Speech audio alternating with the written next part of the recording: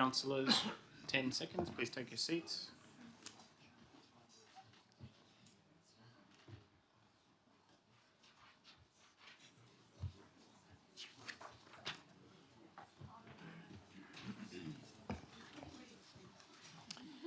Thank you, councillors. I open the ordinary council meeting on the 28th of July at 7 p.m. Before we begin, I'd like to acknowledge the recent passing of Mrs. Frances or Fran Lorraine Reynolds OAM, who passed away on the 19th of July 2026. Fran was a Maroubra resident and a local netball legend. She was also at the age of 86. She will be remembered as a loving wife to Ken, mother Michelle and Kelly, grandmother to Michael, Hayley, Jenna and great-grandmother to Laura, Ava and Luca. She was a highly respected member of the Randwick community whose contributions to netball spanned more than 4 decades and touched generations of local players, coaches, umpires, volunteers and administrators. Fran was a life member of both the Randwick Netball Association and the Matraville Tigers Netball Club. Over a lifetime of service and support to the sport, she held numerous leadership positions and volunteer roles, including President, Vice President of the Matraville Tigers Club, Coach, Selector, Representative, Team Manager and Executive Committee member of the Randwick Netball Association. She was renowned for her dedication to young athletes and their families, regularly going above and beyond in supporting representative players, including transportation to games, training sessions, carnivals and state champions. She became a mentor and a source of encouragement for countless participants in the sport. I would just like us all to take a moment of silence to remember Fran's life.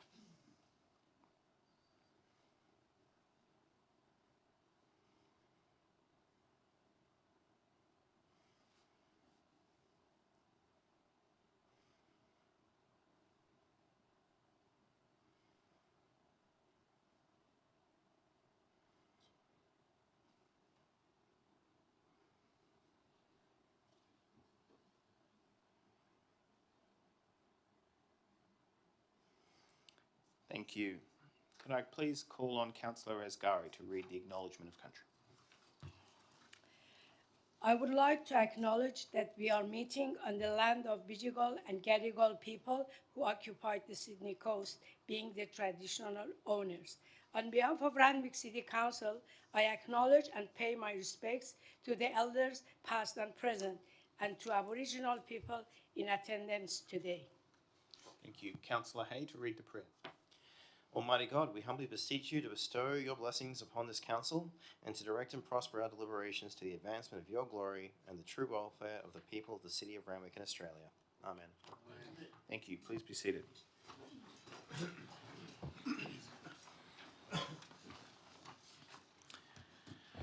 I will now read the chairperson's announcement. In accordance with Council's Code of Meeting Practice, I advise that this meeting is being live streamed via Council's website and a person's image and or voice may be broadcast. The live stream recording will be published on Council's website for at least 12 months after the meeting or for the balance of Council's term, whichever is the longer of the two. Attendance at the meeting is taken as consent by a person to their image and or voice being live streamed. All present should refrain from making any defamatory comments or releasing any personal information about another individual without their consent. Council accepts no liability for any damage that may result in defamatory comments made by persons attending this meeting. All liability rests with the individual who made the comments. This meeting must not be live streamed or recorded by others without the prior written consent of Council. Individuals acting in a disorderly manner can be asked by the chairperson to leave the meeting. Do I have any apologies? No, there being no apologies. There being no requests to join the meeting by audio-visual link. Can I please have Councillor move the minutes of the extraordinary council meeting on the 16th of June, as well as on the 30th of June, the ordinary meeting. So moved by Councillor Hay and Councillor Willington. All those in favour? All those against? Declare that carried. Thank you. Are there any declarations of pecuniary or non-pecuniary interest? I will start with Councillor Hay. Mr. Kelly, if you can bring it up. I would like to declare a pecuniary interest in the item CP 33 of 26, as it is a property that is a little too close to my mother's property. I will not be voting in or participating in the matter. Thank you. Which one is that? CP 33. CP 33. Okay, thank you. Councillor Gordon. Thank you, Mr. Mayor. I would like to declare a non-significant, non-pecuniary interest in item CC 1626, noting that a UNSW club received funding under the Community Connect program, and I am a student in UNSW and received financial support for living expenses. However, ARC at UNSW, which administers clubs and societies, is a legally distinct organisation from the university with an independent governance structure. I'm a student member of ARC, but I do not hold any executive role within the organisation or any of its clubs and societies. Thank you, Councillor Rosenfeld. CP 3326 as well. I've got an investment unit in close proximity to the property that that is being discussed. It's pecuniary, so I won't debate or vote on the matter. Thank you, Councillor Said. Oh, yep, Councillor Said. CP 27/26, a non-pecuniary but significant. I am on the planning panel for that actual agreement, so I'll be leading the room. Thank you, Councillor Wilson. My conflict is the same as Councillor said, so I will not be voting on that Thank you. CP 27 of 2026. Look, just for an abundance of caution, in relation to CP 28/26, 7 Hereward Street, Maroubra, I resided in that address just under a decade ago. Are there any further declarations? Is non-significant, non-pecuniary, I will be voting. Thank you. Are there any further declarations? There being no further declarations, we now move to speakers, to items. CC 16/26, Community Investment Program, June 2026. Speaking for Rachel Lloyd from the Lakahi Foundation. Thank you. Good evening, Mr. Mayor, councillors and staff. For those of you that don't know me, which would be rare given how often I email most of the Randwick councillors to invite them to events, I'm Rachel Lloyd and I'm the CEO and founder of the Lakahi Foundation. For those who haven't come across us before, Lakahi Foundation delivers trauma-informed case management and support services for women and children impacted by domestic and family abuse across the eastern suburbs. Our caseworkers walk alongside victim survivors for as long as it takes, helping them move from crisis to safety and from safety to independence. It is relationship-based work, and due to the systems we work alongside, including our judicial and family court systems, recovery cannot be rushed. There's no shortcut to trust when someone has just left the most terrifying situation of their life.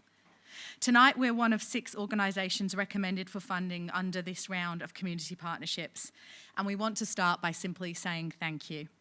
This program and Council's ongoing commitment to it, now $418,000 a year, plus the additional amount carried forward for existing partners, reflects a genuine understanding that domestic and family abuse is one of the defining local priorities identified in the Randwick Social Study. We're proud to be part of a program that takes this issue so seriously and grateful for the trust Council has placed in us. I also want to acknowledge that we have received funding from Randwick Council on 3 other occasions, 2022, 2023 and 2024, which has made such a difference to our organisation and the vital work that we do. Our project, From Crisis to Empowerment, will deliver a psycho-educational program embedded within our existing case management service, helping victim survivors not just to survive the crisis, but to build the tools to prevent it from reoccurring. It responds directly to a gap our caseworkers see every week, and this funding will make a real difference to the families that we support. With that gratitude front of mind, I'd love to ask one small question tonight. Of the 6 partnership applications recommended for funding this round, 5 have been funded across all 3 years. And Lakahi's has only been recommended for 1 year. We're genuinely curious about the thinking behind that, because case management relationships take time to build, and funding certainty helps us plan staffing and give the families we support real continuity. Someone who knows their story rather than starting again from afresh every year. We know every one of the 6 projects chosen for funding are hugely worthy, and we're genuinely pleased to stand alongside them. We'd simply welcome the chance to understand whether multi-year support may be possible, especially given that we receive no state or federal government funding and rely solely on philanthropic donations. Continuity is quite simply part of what keeps people, women and children safe, and we know that Council understands that better than most. We all know that meaningful investment makes such a difference, and for small not-for-profits like Lakahi, recurrent funding provides stability for staff and for clients. Thank you again for Council support for this program and for the chance to speak and address you all tonight. Thank you. Thank you. There's a question from Councillor Hamilton. Thanks for coming out to speak, Ms Lloyd. Can I ask you, you just mentioned that you've lost state and federal funding. What year did you lose state and federal funding, and do you know why you lost that? We lost federal funding in March 2024, and we were told that we were overstaffed with 3 caseworkers to meet the deliverables of a non-demand driven service. I will just reiterate that our waiting list normally sits at 6 to 8 weeks to access a caseworker. Are there any further speakers? There being no further questions, thank you. Thank you. We now move to NM 62/26, notice of motion from Councillor Willington, Darley Road between Carrington Road and Avoca Street, pedestrian safety issues. Speaking for Mr. Chris Collicott. All right, we will go to Mick first on the request of the AV. Speaking against Mr. Mick Bowman. Thank you, Mayor and Councillors. I speak tonight as a local resident on Darley Road. I want to state clearly at the outset that we fully agree with Councillor Willington that pedestrian and traffic safety on Darley Road is a critical issue that demands considered and coordinated action. The speed and traffic volumes we face every day, especially on weekends during sport events and in wet weather, present a genuine hazard to everyone. However, the solution proposed in this motion, relying on standard traffic calming measures like speed humps, is a temporary fix that misses the root cause of the problem. It will fail to make Darley Road genuinely safer and will severely compromise access for the residents who live here. The motion also overlooks the fact that there are already a number of measures, including speed humps and pedestrian islands on Darley Road, which have been largely ineffective in addressing the issue at hand. The fundamental conflict on Darley Road isn't just vehicle speed, it is spatial conflict. As noted in the background to the motion, many residents along this stretch have no off-street parking. Every single day, parents loading young children, elderly residents, and visitors are forced to step directly into live traffic lanes to enter or exit their parked vehicles. When you add the heavy influx of visitors driving to Centennial and Queen's Park, searching for curbside spots, the road corridor is simply pushed beyond its structural capacity. Installing vertical traffic calming like speed humps or chicanes will not give residents a safe buffer to get into their cars. Instead, it will create dangerous bottlenecks, destroy precious on-street parking, and make entering and exiting our driveways significantly more hazardous due to restricted sightlines. We don't need measures that restrict the road further. We need a comprehensive engineering solution that creates space, safe access, and genuine safety. Rather than rushing towards disruptive traffic calming, Council should direct its focus towards 3 clear strategic objectives. Firstly, widen Darley Road and rationalise curbside space. Council must investigate road widening options along this corridor. Widening the carriageway allows for designated recessed parking bays and proper safety buffer zones between parked vehicles and live traffic lanes, something that we lack today. Secondly, enhance parking to support Centennial Park and Queen's Park. Darley Road acts as a major arterial pressure valve for park visitors. By formalising and expanding parking infrastructure to support the park, we take cruising, park-seeking traffic off active lanes and remove the friction that causes crashes and pedestrian risk. Thirdly, equitable and safe resident access. Any traffic report commissioned by Council must prioritise resident accessibility. We need safe zones for residents, loading vehicles and clear sight lines at driveways, access points, combined with smart, non-disruptive speed management such as a statutory 40km/h high pedestrian activity area, submission to Transport for New South Wales and digital radar with speed feedback signs. It is also imperative for the Council to engage in significant and meaningful community consultation with Darley Road residents before finalising any findings, reports or changes to the management strategy for the road. Councillors, we share the desire for a safer Darley Road, but we ask that you do not adopt a band-aid approach that worsens access for the very residents living on this strip. We ask Council to amend the motion tonight, direct staff to prepare a broader corridor management report that investigates road widening, enhanced parking for Queens and Centennial Park, and non-intrusive safety measures that protect pedestrians without sacrificing resident accessibility. Thank you very much for your time tonight. Thank you. Are there any questions of the Speaker? There being no questions of Mr. Bowman, thank you. Speaking for, Thank you. Chris Collicott. So I'd like to build on what Mr. Bowman's saying. So thank you for your time, Mayor and Councillors, this evening. As a resident along Darley Road, we are broadly in support of Councillor Willington's motion, but also second Mr. Bowman's request for a broadening of the scope of the analysis and subsequent report.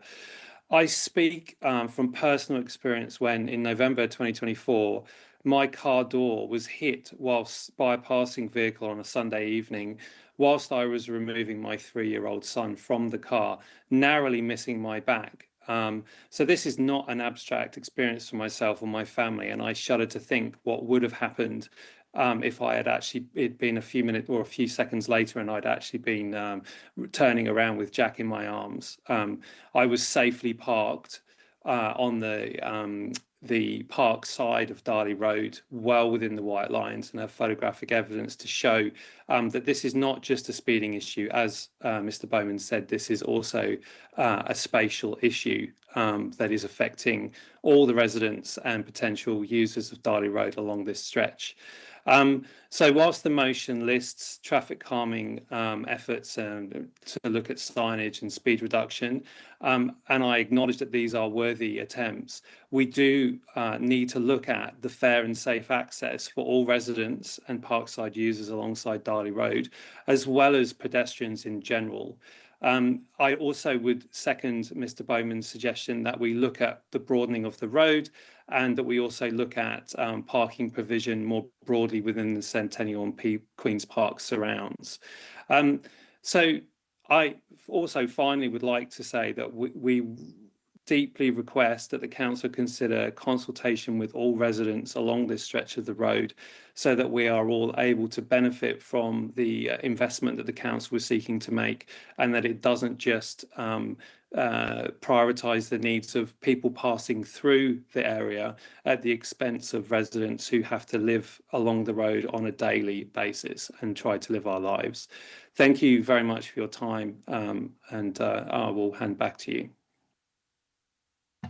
Thank you. Are there any questions of the Speaker? There being no questions of the Speaker, thank you very much. We now move to NM 61/26, Notice of Motion from Councillor Martin, Review of Professional Lifeguard Services for Coogee Beach. Speaking for, Emma Grand.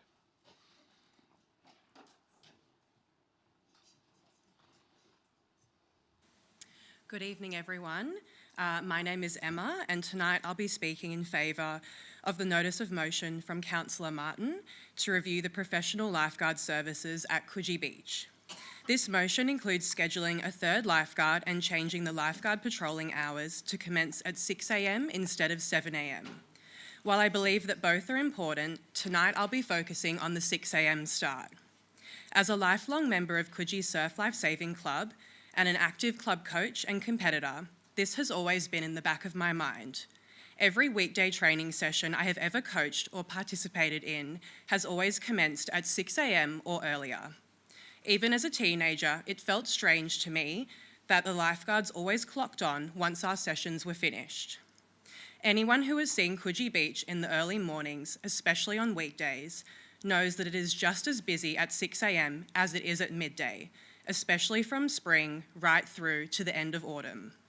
This includes those accessing the ocean, beach, and the surrounding parks and promenade.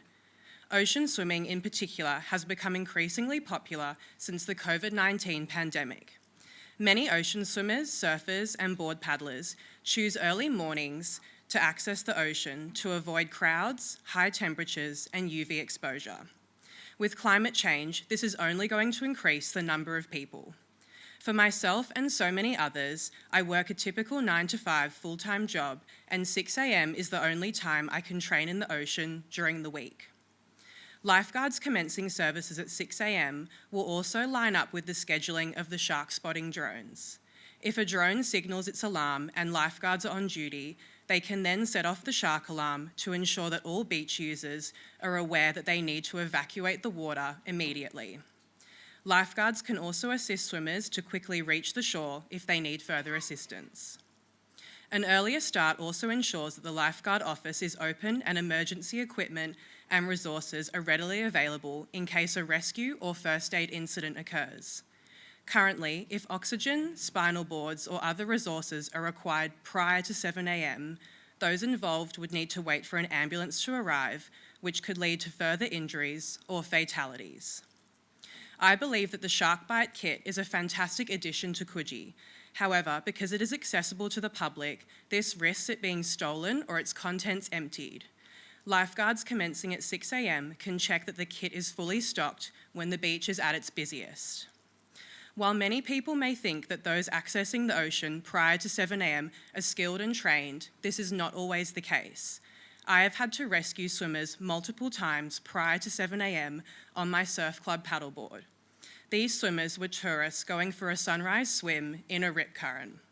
If my training group was not present on the beach, there would have been no rescue equipment available. Another member of the public may have attempted a rescue without equipment, putting themselves in danger, or those swimmers may have drowned. Overall, the lifeguards commencing services at 6 a.m. is a reasonable request to ensure that all members of the public can feel safe accessing the beach and the ocean. Thank you. Councillor Martin. Thank you, and thank you, Emma, for coming in to speak to us at Council tonight. Emma, based on your years of experience at Coogee Beach and in your view, does a 7 a.m. lifeguard start still reflect the beach is actually being used today, or the community has outgrown those opening times? I think that, as I mentioned in what I just discussed, the community has definitely outgrown the 7 a.m. start. 10 to 15 years ago, prior to 7 a.m, it may have just been surf club members using the beach at that time for training, but as I already mentioned, ever since COVID, there's so many swimming groups, run clubs, exercise groups, so I think the community has outgrown that 7 a.m. start. Any other questions? There being no further questions, thank you. We now move to NM 63/26, notice of motion from Councillor Hamilton, improving safety and accessibility at the Gordons Bay Water Entry. Speaking for, Mr. Sam Baxter from Gordons Bay Scuba Diving Club. Good evening, thanks for the opportunity to speak. I'm Sam Baxter, the president of the Gordons Bay Scuba Diving Club. We're a local not-for-profit community organisation, as many of you would know, and it was our club that built the wonderful Gordons Bay Underwater Nature Trail over 30 years ago, and our club volunteers regularly maintain that on an ongoing basis since then. Many of you wouldn't have been into Gordons Bay, and you would know it's heavily used by a whole range of water users: scuba divers, snorkelers, kayakers, swimmers, surfers, and a whole range of other users. And the main entry point into the water is the footpath which runs from the car park to the water. And that was built, again, about 30 years ago. In fact, the funding for building that footpath was obtained by our club. We initiated that work to get the path built. It serves its purpose well, but we think it would be even better if it was extended further into the water to improve safety and accessibility for all the people who use that water. The current access path goes just slightly beyond the high water mark, and we think if it was extended further to that, it would solve a big problem. That problem is that there's a range of potholes, uneven ground, ridges, in that area.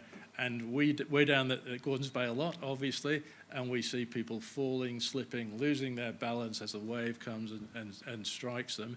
And if they had a good, even footing, that would make the whole safety process so much better. We think that would significantly reduce the number of incidents that happen at Gordons Bay and provide a safety, an all-round safety entry for all users. Just by way of background to this, we first had discussions on this topic with council staff 5 years ago. My colleague Sean and I went down to Gordons Bay, talked to some of the council staff and explained how we thought the area might be improved. We got support from the officers. They wanted to go ahead. However, at that time, there was no funding. Excuse me. Again, we raised the issue in 2025 when we had the opportunity to secure a government grant to get the work done. We discussed this again with the council officers. We got a cost estimate for the work being done for them.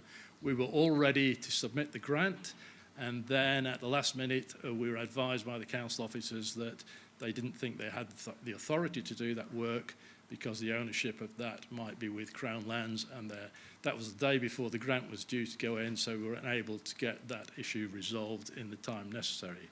The council staff did say they would try and resolve it and would continue some ongoing work to get this ready, but I've chased them up several times since and have had no response to my follow-ups. So hence we've got this motion to request the council staff to deliver this.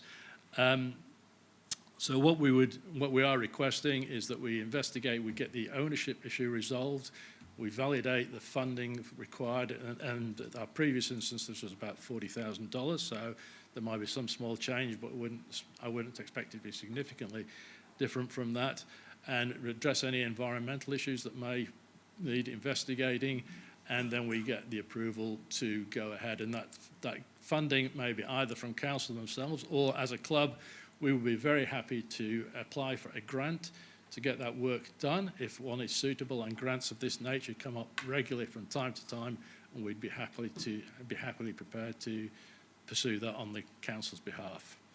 So that's what we're asking you today. We ask for your support of that motion, and I'm very happy to take any questions that you may have. Councillor Hamilton. Thanks for coming to speak, Sam Beckler. My question is just in relation to the pathway itself. And do you think that you're asking for anything really big, or do you think that you're purely trying to get, to improve safety? So you're not asking for anything big, but just safety. No, we just want to improve the safety. So as I mentioned, the path goes currently to just below the high water mark. We think if we extend that path by around 12 metres and smooth out all that area, keeping it about the same width as the current path, which is around a metre or thereabouts, possibly a little bit wider, that would allow people who are entering the water, particularly at terms of mid and low water, to get into a suitable depth where the risk of being knocked over is much lower. And we don't think it's a big ask in terms of things that need to be done, but just a common sense all-round safety improvement for Gordons Bay. A follow-up question from Councillor Hamilton. Thanks for clarifying that. Just wanted to follow up with you and ask you, would you be happy if this motion is voted through and the staff take away? Would you be happy with what they come back with? Are you set on any structure, any material, or anything like that? Will you be happy to leave them? Not especially. I mean, we had initial discussions with the council 5 years ago. The idea is to smooth it out with some form of, presumably some form of concreting or something similar to the current path paving that goes down there. Our request really for the safety of everyone who uses it just needs to be smooth to get rid of take out the ridges, take out the potholes where you can easily put your foot in and twist an ankle. And if there's alternate solutions to make the entry safer, we'd be very happy to go ahead with whatever the council staff recommend. Thank you. Are there any further questions? There being no further questions, thank you very much. Thank you. Thank you. We now move to CP 31/26 Land and Environment Court Appeal Proceedings number 2026-00182508 494-516 Anzac Parade, Kingsford. Speaking as an objector, Stella Kalpis. Thank you, Mr. Mayor. I'm actually going to speak for both of them, CP31 and CP32. All right, I will combine the two for you. Thank you. Thank you, everyone. Good evening. I should mention that what I present includes West Kingsford community input. That is my community, and I know it well, particularly on Kingsford Town Centre and DAs 113 and 152 2026, which reduce ground floor commercial frontages to 23% and 5% respectively. You also know my community from numerous communications you've received. I was always first to say council listens. Sadly, not now with Kingsford Town Centre. The final blow came on 30th of June 2026 at the OCM with the passing of DCP amendments considered so insignificant that they did not need to be re-exhibited. For instance, the first the committee knew of the minimum 35% was in the meeting minutes. The DCP needs to be re-exhibited. Since Council considers that the reduction in ground floor commercial space to a minimum of 35%, excluding specified operational areas, that robs us of ever having large enough space for a bank, medical centre, chemist, supermarket, etc. in the very heart of Kingsford Town Centre is insignificant, totally ignores and disrespects my community. We matter. This minimum is in conflict with the commercial zoning and LEP, which states must provide for non-residential at ground level and dedicated to active commercial or other non-residential uses. The DCP planning strategy for the town centre to take effect 2020 stated, promote economic prosperity of town centre and the well-being of the community, promote convenient access to shops and services for residents and visitors, grow the number of local jobs. Broken promises. These DAs seeking to remove commercial space and change of site use are just the beginning and will set a precedent. Exclusive use of any ground floor commercial space by one group in these DAs is not in the public interest. In Kingsford Town Centre, the bank and medical centre closed. The chemist is about to. There's no full-size supermarket. Kingsford Town Centre is an E2 commercial zone. It needs to preserve commercial space for all these essential services, retail and other offerings for day-to-day living. Or there is no town centre. At the OCM in March 2026, you all passed the resolution to protect and expand retail space in Kingsford Town Centre. Was that just to get our hopes up? That's how it feels. DA 113 reduces ground floor commercial spaces significantly by more than 77%. I say more than because the 23% commercial space comprises 3 shops on Anzac Parade and 2 on Meek Street. DA 152 is even worse, with 95% commercial space removed and only 5% remaining with 1 shop of 82 square metres. The community has felt ignored, but now it really is. Community concern was on display at DA 113 conciliation hearing on site last week. The site was overflowing with local residents. 4 residents spoke against, no one spoke for. The SEEs for those 2 developments are misleading. The DAs purport to provide an active town centre and to be in the public interest. They are not. Your priority is a town centre that meets our needs. These DAs do not deliver. DA 113 even seeks a takeover of the public Meek Street Plaza. It introduces a bicycle entry exit for 100 bikes, a significant impact. Overhanging awning and dining areas spilling onto this public plaza, recently created for community use. Could I just pause you there for 10 seconds? Sure. Can I please have a procedural motion to extend the speaker's speaking time for an additional 5 minutes, noting she's speaking to both? Thank you. All those in favour, all those against, carried. Thank you. Thank you very much. I'll just read that last little bit. Overhanging awning and dining areas spilling onto the public plaza, recently created for community use, is not in the public interest. It effectively privatises the plaza for its own operations. I ask you all to prioritise the commercial zone requirement for those sites in CP31 and CP32 and do all in your power to put the case to reject 1, the change of site use on both sites not being in the public interest. 2, reject the bicycle entry exit on Meek Street Plaza that effectively takes over our public space, not in the public interest.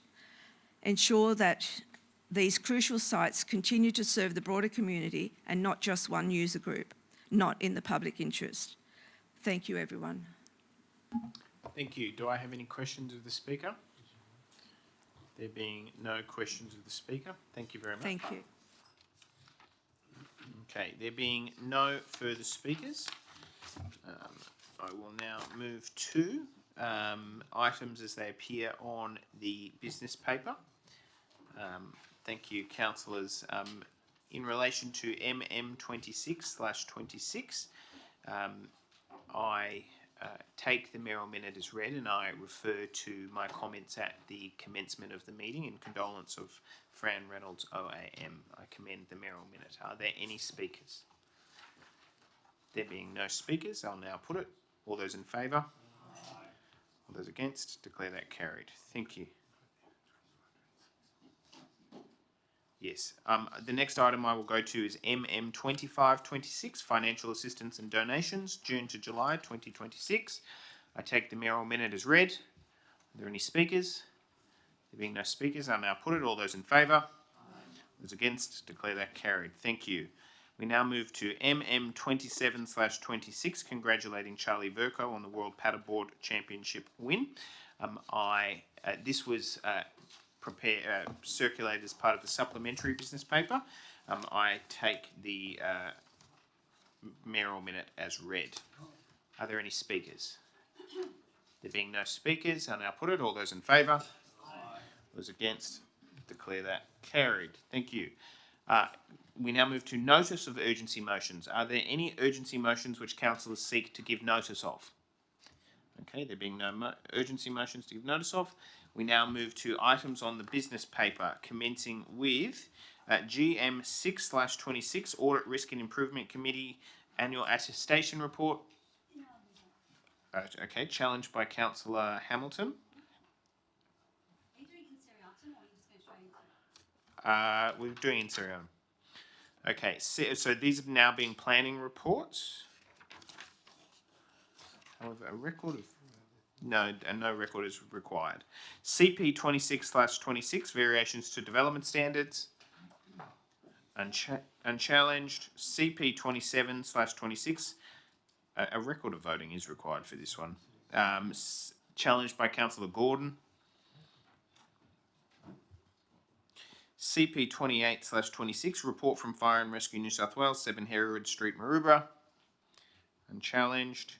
CP 29/26, report from Fire and Rescue New South Wales, 86 Belmore Road, Randwick. Unchallenged. CP 30/26. Challenged by Councillor Magna. What? Well, you may have your view, but it was challenged by Councillor Magna. CS 35/26, challenged by Councillor Magna. Thank you. CC 16/26, Community Investment Program, challenged by Councillor Hamilton. CO 27/26, Monthly Investment Report, June 2026. Unchallenged. CO 28/26, Local Government New South Wales Annual Conference, challenged by Councillor Magna. Thank you. CO 29/26, Council Submission, Proposed Councillor Conduct Framework, Stage 2 Reforms. Unchallenged. CO 30/26, Council Submission to the New South Wales Electoral Commission, Draft Local Government Election Cost Principles Paper, challenged by Councillor Hay. Can I please have somebody move the unchallenged items? Challenged by Councillor Burst, seconded by Councillor Hamilton. All those in favour? Those against, declare that carried. Thank you. Councillor Hamilton, GM 6/26, Audit Risk and Improvement Committee Annual Attestation Statement. The thing, but then we did the in seriatim. I'm just moving it as per the business paper.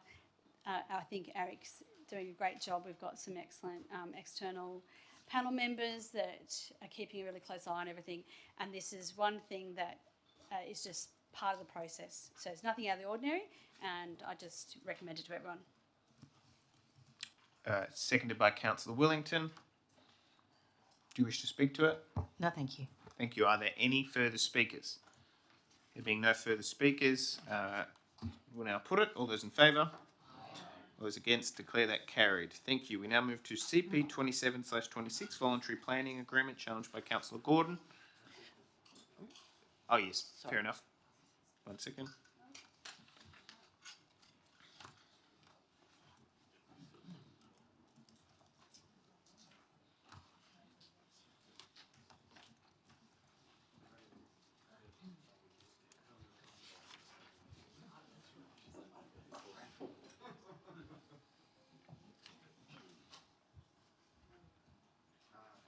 Councillor Gordon, could you please outline what it is you're moving? Thank you, Mr. Mayor. I'd just like to move as per the recommendation on the business paper. Thank you. Do I have a seconder? Seconded by Councillor Burst. Thank you. Are there any... Oh, no. Sorry, yes. Just wanted Councillor to briefly speak in favour of this VPA. As you will all know, this development has already been approved by the Consent Authority, which is the Sydney Eastern City Planning Panel, subject to, of course, conditions requiring the execution of a VPA. And for us as council, the decision on the table today is that whether we accept quite a significant community infrastructure and affordable housing contribution. So this one is offering over $2 million in community infrastructure contributions and over $15 million in affordable housing contributions, which is, to me, quite significant and could make a real difference in our provision of affordable housing as Randwick City Council. So I fully support this VPA and hope we move it as per the business paper. Thank you. Thank you. Councillor Burst is a seconder. Just a question through the Mayor to the relevant officer. What's the total value of this development? Through to the Director of City Planning. Through you, Mr. Mayor, to Councillor Burst, I cannot tell you that off the top of my head. I'll have to provide that information to you separately. Thank you. So, just a follow-up question. So, if it's $15.5 million for the affordable housing contributions and $2.5 million for the infrastructure contributions, it's probably a $150 million development or plus, would it? Obviously, that's a percentage of. Thank you. To the Director of City Planning. Through you, Mr. Mayor, the calculations in relation to the affordable housing, the community infrastructure, is not linked to the cost of the development. It's linked to a value per square metre for anything that's above anything for floors above the base height, which is anything above 5 stories. Thank you. Councillor Veitch. I'd like to move an amendment, please. Thank you. So this is very similar to amendments that I've moved to some of these similar developments over the last couple of years. I don't agree with this development. I believe this site opposite the light rail station there at the Juniors Kingsford should have been reserved for housing, high-rise housing instead of student accommodation. Unaffordable student it's not subsidised accommodation that would be affordable for students. I don't know really who could afford to pay for these tiny units. We need to continue advocating for a moratorium on these student commercial student housing developments. We already have over 5,000 of these dwellings approved and in the pipeline. Council has been advocating we need to continue that, and as the Speaker said this evening, we need to try and ensure that the ground plane and street level of these developments is reserved for active street frontages and retail and commercial space. So I will be putting up the same amendment to all 4 of these items tonight, and I really do hope that you will support me in this. Thank you. Thank you. Councillor Gordon, could I please confirm whether you accept or reject the amendment? I accept the amendment. Thank you. Gets incorporated into the motion. Are there any further speakers? There being no further speakers, Councillor Gordon, do you wish to close the debate? Okay, I'll now put it. A record of voting is required. All those in favour, please raise your hand. We have, it's unanimous. Thank you. It's unanimous of the councillors present. Thank you.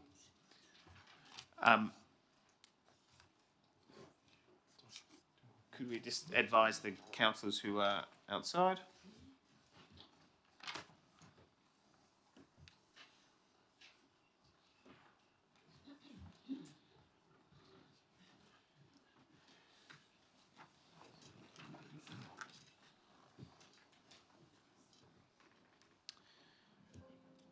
We now move to CP 30/26, Community Batteries Feasibility Study, challenged by Councillor Magna.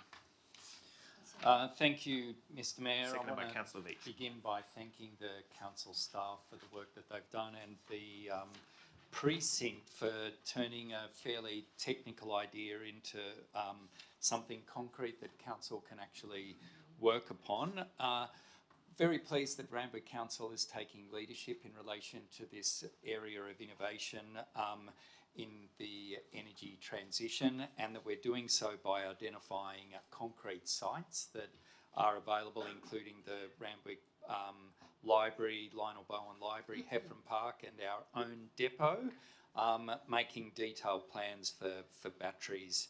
Secondly, we're not closing the door on the equity argument, which I think is a really important part of where this motion first began, because we do want renters and apartment residents to be included in the opportunities that renewable energy provide. The report tonight doesn't solve that, but it keeps the door open to community housing partnerships, and I certainly intend to be continuing to advocate for those kinds of solutions. And finally, I think this is about good governance, because we're starting in a modest way in the sites where council has direct control, where the numbers and the business case are more compelling, rather than starting off with more complex partnerships. That's how we build a successful delivery model and program that we'll be able to build on in future years. So this is a plan that's really worth backing. Again, I really want to thank the council staff for bringing it to us, and I urge my fellow councillors to give it their enthusiastic support. Councillor Veach. I'll then go to Councillor Hay afterwards. Thank you. Look, I also rise to support this motion, to speak in favour. It's very, very exciting. For the last number of years, the council power purchase agreement has been with a company that's provided us with, in theory, 100% renewable energy from a solar farm. But of course, without the battery power, that solar energy can only be used during the day. So the installation of these batteries for council operations will actually be a significant step towards ensuring that we can actually store some of that solar energy during the day. Hopefully we'll start getting some panels on some of our council buildings as well, and use it to power at night time, so we can truly say that our council operations are sourced from 100% renewable sources.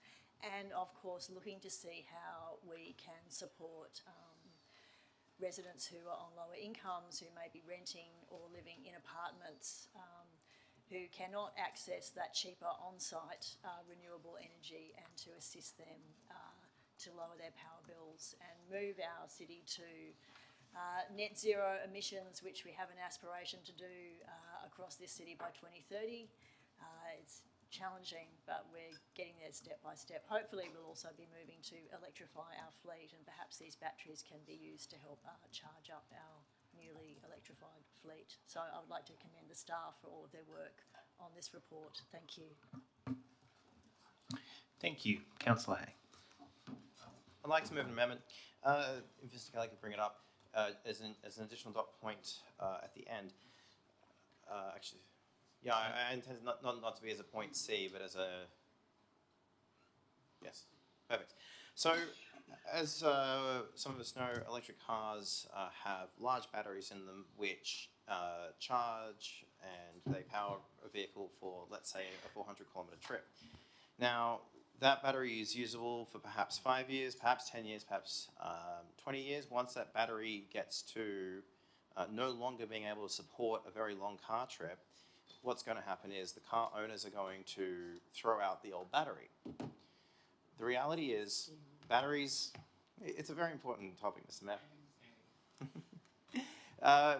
The issue that troubles me in this report is that we're looking at purchasing a new battery rather than using an end-of-life electric car battery.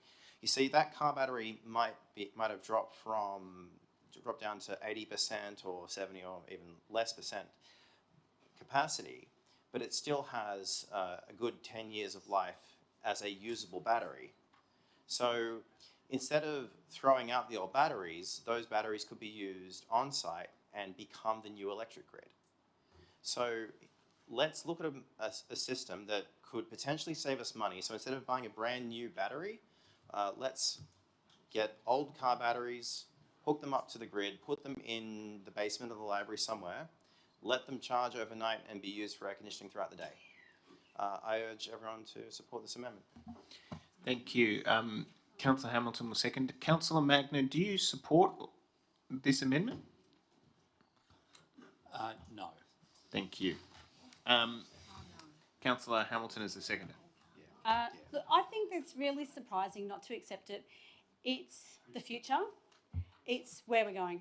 We can't continue to just use batteries and put them in landfill or spend so much money in decommissioning batteries that still have life in them. So it seems really surprising to me that we're trying to do things to help, our environment, the world. So why wouldn't you at least consider end-of-life electric car batteries and giving them some additional purpose, because it is the future. So look at it now rather than later on. I can guarantee someone's going to put up a motion and say, oh, I have a notice of motion, we should do end-of-life car batteries. Well, just accept the amendment and then, move on, I say. Councillor Wellington. Am I able to put a question to the mover of the amendment through you, Mr. Mayor? Question through to the mover of the amendment. Councillor Hay, it's good to see you so interested in how the energy transition might be creatively enhanced by other possible means. Could you please tell us what reliable source you have in order to back up your suggestion? The source of the electricity, it's neutral. I mean, it doesn't matter if it's created. No, sorry, a reliable source to a research or paper or some kind of supportive document to your suggestion. Well, as an avid fan of the environment, I listened to it as being a potential solution on a podcast at one point a few years ago, and it struck me as a very good method of continuing using the car batteries. I don't have a academic paper with me, however, it makes perfect sense. Someone who spent many years working at Dick Smith Electronics, it also makes sense from that background. So as a lay opinion, it certainly would be feasible, but I don't have an academic paper I can cite. Councillor Veach. Yeah, I can't support this amendment, but the use of car batteries for powering residential homes is something that's being discussed, and that I would just perhaps suggest to Councillor Hay a future motion to look at ways that council can perhaps assist residents in finding information, or perhaps subsidising through one of our environment subsidies, because the idea of being able to have solar panels and then plug your car into your home to store the energy generated through your solar panels and your car battery, which in many instances greatly exceed the capacity of home batteries, is something that is being actively investigated at the moment. I think may be used in other countries, but I don't think we have it up and running here. So I think that would be more of an option, but certainly not for community batteries. Thank you. Are there any further speakers on the amendment? There being no further speakers on the amendment, I'll now put it. All those in favour? Aye. All those against? No. I declare the amendment lost. There's been a request for a division. Councillor Hay and Councillor Hamilton. All those in favour of the amendment, please raise your hand. We have Councillors Hamilton, Hay, Luxford, Rosenfeld, Martin, Said, Burst. All those against. We have Councillors Wellington, Magna, Veach, Gordon, Asghari, Wilson, D'Souza and Min. Thank you. I declare the amendment lost. Thank you. We now return back to the debate on the substantive motion. Are there any further speakers? There being no further speakers, we'll now put... Oh, sorry. Do you wish to close the debate, Councillor Magna? Very briefly, Mr Mayor, I also welcome Councillor Hayes' commitment to the environment and sustainability and look forward to his future support for similar notices of motion on this topic. On this, though, I just want to point out that we've got a feasibility study from a consultancy that have been in practice since 2014. They're at the intersection of technology, innovation and sustainability. They've worked in detail property sector and the energy sector. Draw your attention to the detailed modelling work that they've done about the energy grid, the locations, the value proposition, the business case. The detail that is in here is probably in excess of a Dick Smith electronic internship or a podcast, and I suggest that we should, as good governance principles, apply best practice in taking expert advice before we have initiatives about an important topic as this one is tonight. Thank you. We'll now put it. All those in favour? Aye. All those against? Declare that carried. Thank you. We now move to CS35/26, Amendment to the Randwick LEP Bus Shelter Advertising and Council Communication Panels Planning Program, challenged by Councillor Magna. Could you please outline what it is you're moving? I'll then call for a seconder. Moving in an amended fashion, an amendment that's been sent to David Kelly. It's there before you, a new replacing the existing paragraph A with a new paragraph A.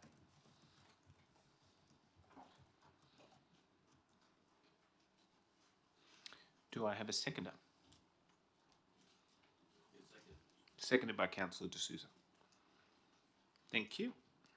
Thank you. Councillor Magna, do you wish to speak to it? Yes, again, I want to thank the council staff for the work that they've done.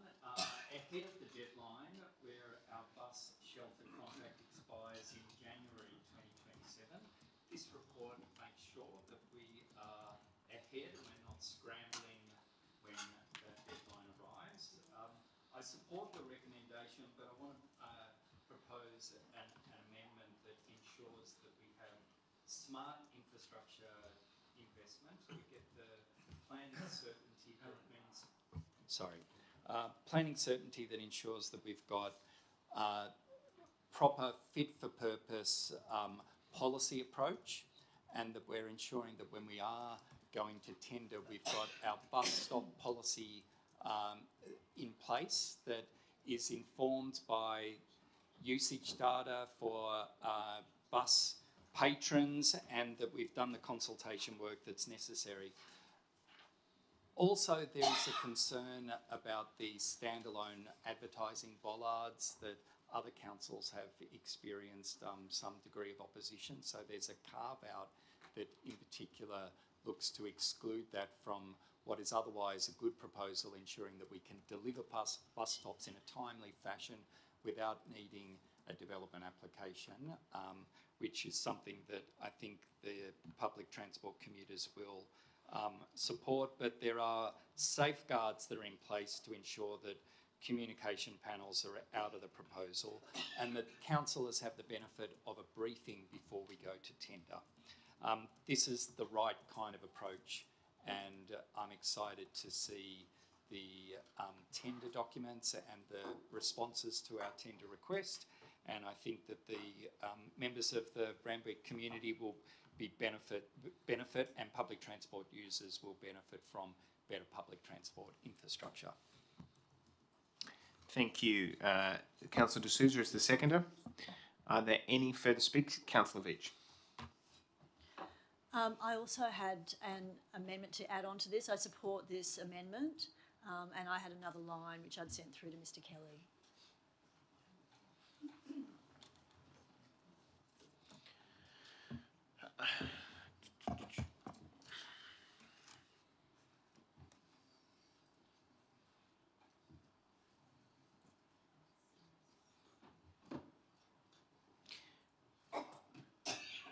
While they look, Councillor Veitch, would you like to just read out your amendment? I will find it Oh, and read it out. It won't be a moment. No? There you go. Here we go, I've sent it out. Which is to add an additional point to the end, which is receive a report on any new bus shelter designs and ensure that they prioritise the amenity of commuters above advertising infrastructure by providing ample protection from wind, rain and sun. I think we've all seen some of, and we had, I put a similar amendment up a number of years ago to a bus shelter tender, and we've seen, I'm sure we've all seen some of the terrible bus shelter designs, particularly around the CBD, where, you know, they provide no shade. Half of the time the roof parts are sort of clear. So there's no shade. They really don't provide much protection or shelter at all. So it would be good to actually see any proposed designs come to council so we can ensure that they actually put the amenity of residents above, you know, maximising visibility of advertising. So I hope you'll accept the amendment. Thank you. Councillor Magna, do you accept the amendment? I do. I think it's a good amendment. Thank you. The amendment now gets incorporated into the motion as moved. Are there any further speakers on the motion as amended? Councillor Burst. Just a couple of questions through the mayor to the relevant officer. Waverley and Wallara, they presently get indicative revenue from these signage. Can you confirm if that's correct? To the Director of City Services. Please sit down, Councillor Burst. Thank you, through yourself, Mr. Mayor. Sorry, Councillor Burst, you say, do they provide their indicative revenue or do they get indicative revenue? They get revenue, yeah. So any advertising as a result of street furniture or that is associated with street furniture in both Waverley or Randwick, should council choose to put in an advertising piece of furniture, would come with revenue. So that revenue actually helps to maintain this equipment, so there's no additional cost to council ratepayers. Also, solar panels. I hear that they. I don't know if it's Randwick and Waverley and Wallara, but with the advertising, it allows solar panels to be also put on a lot of these bus shelters, which also leads to charging stations and things like that to be there, so people can charge their mobile phones. So a great initiative if we go down this path, and also if we've got an indicative revenue, that will pay for the maintenance and the upgrade of these shelters. Thank you. Through to the director. There was a comment. Through to the Director of City Services. Thank you. Through yourself, Mr. Mayor, the intent of a street furniture contract would be most definitely that maintenance costs are not borne by council, that they are borne by the company that we enter into contract with. Thank you. Councillor D'Souza. Thank you, Mr. Mayor. To the relevant officer, Mr. Mayor, the maintenance of these bus shelters by JC Decor, am I saying it right? That really, they look after the maintenance and the cleanliness and repair of these shelters. There's not a council sort of liability? Is that one? Through to the Director of City Services.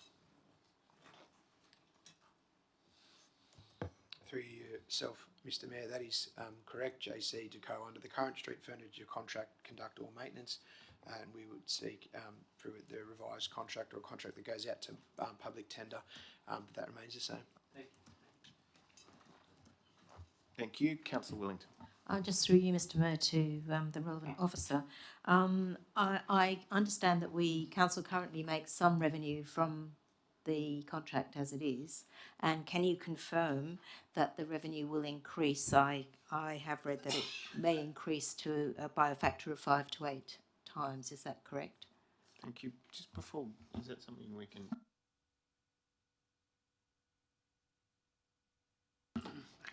Yeah, Mr. General Manager. Thank you, Mr Mayor. Yes, council does get about 8% at the moment.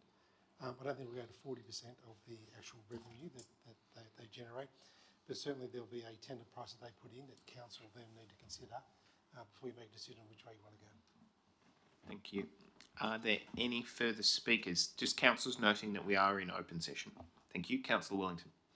Just a further question to the relevant officer.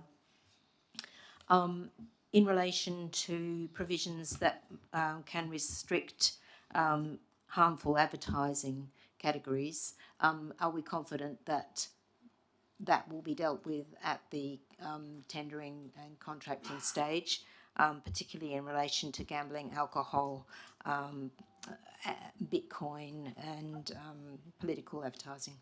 Through to the General Manager.